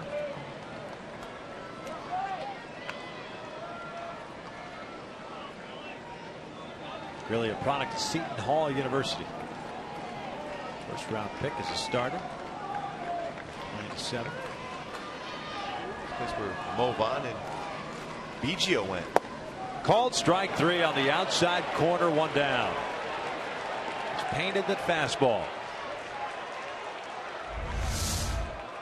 Well, he hit the spot. Good frame by Conger. 94.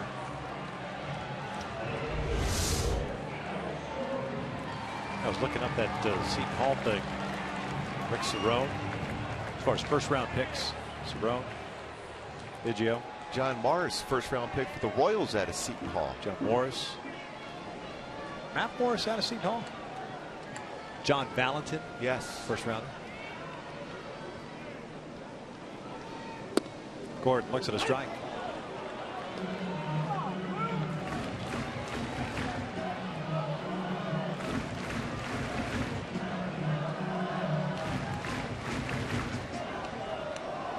Gordon today 0 for 3. Walked with the bases loaded, picked up an RBI in the 4th.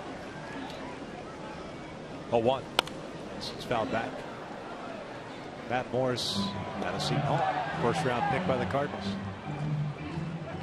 95.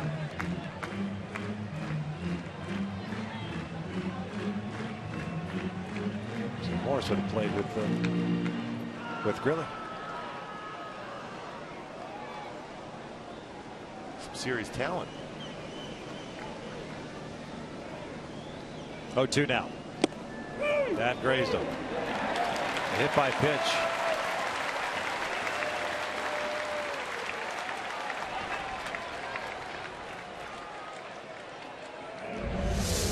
Throwing the fastball inside 0-2 count.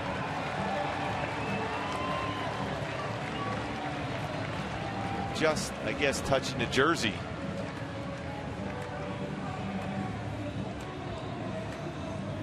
Part of your body, though, so you get that. It's called a hit by pitch. Second time Gordon has been quote unquote hit by a pitch. 2-strike count. Grazing his uniform. So Salvador Perez at the plate.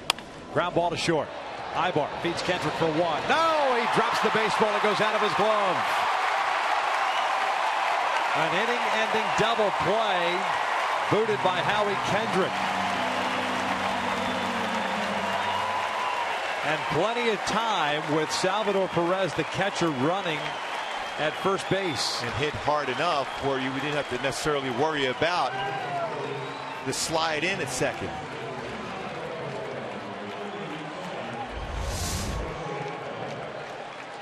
Well, you talk about a tailor-made double play. took the eye off the baseball. Gordon not even close to be able to take him out. Gordon is very good as far as taking out the defender at second, but not even close. They're going to have to go with the fifth infielder now for Mike Scioscia. Perfect feed or guy bar, plenty of time, but took the eye off the baseball. Didn't look the baseball into the glove. A rare mistake by Howie.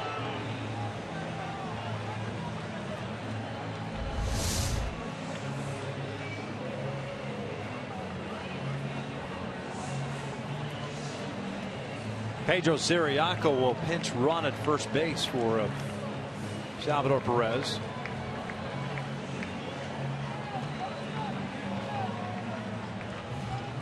So a huge mistake. What should have been the inning-ending double play will be playing in the 10th inning in a 4-4 tie. Now Grilli will have to face OMAR Infante. With one out, runners at the corner. The winning run standing at third base.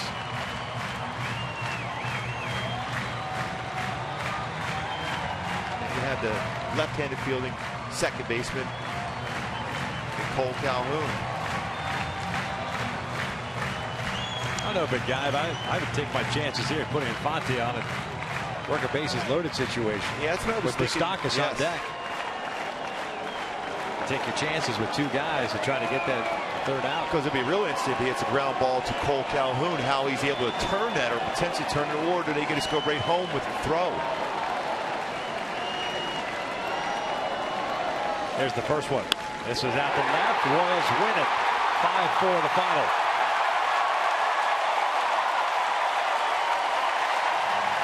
A costly mistake by Howie Kendrick on a ball that should have ended this inning. Kept on playing. Fortunately turns for the Royals' favor as they pick up the victory by the final of 5-4.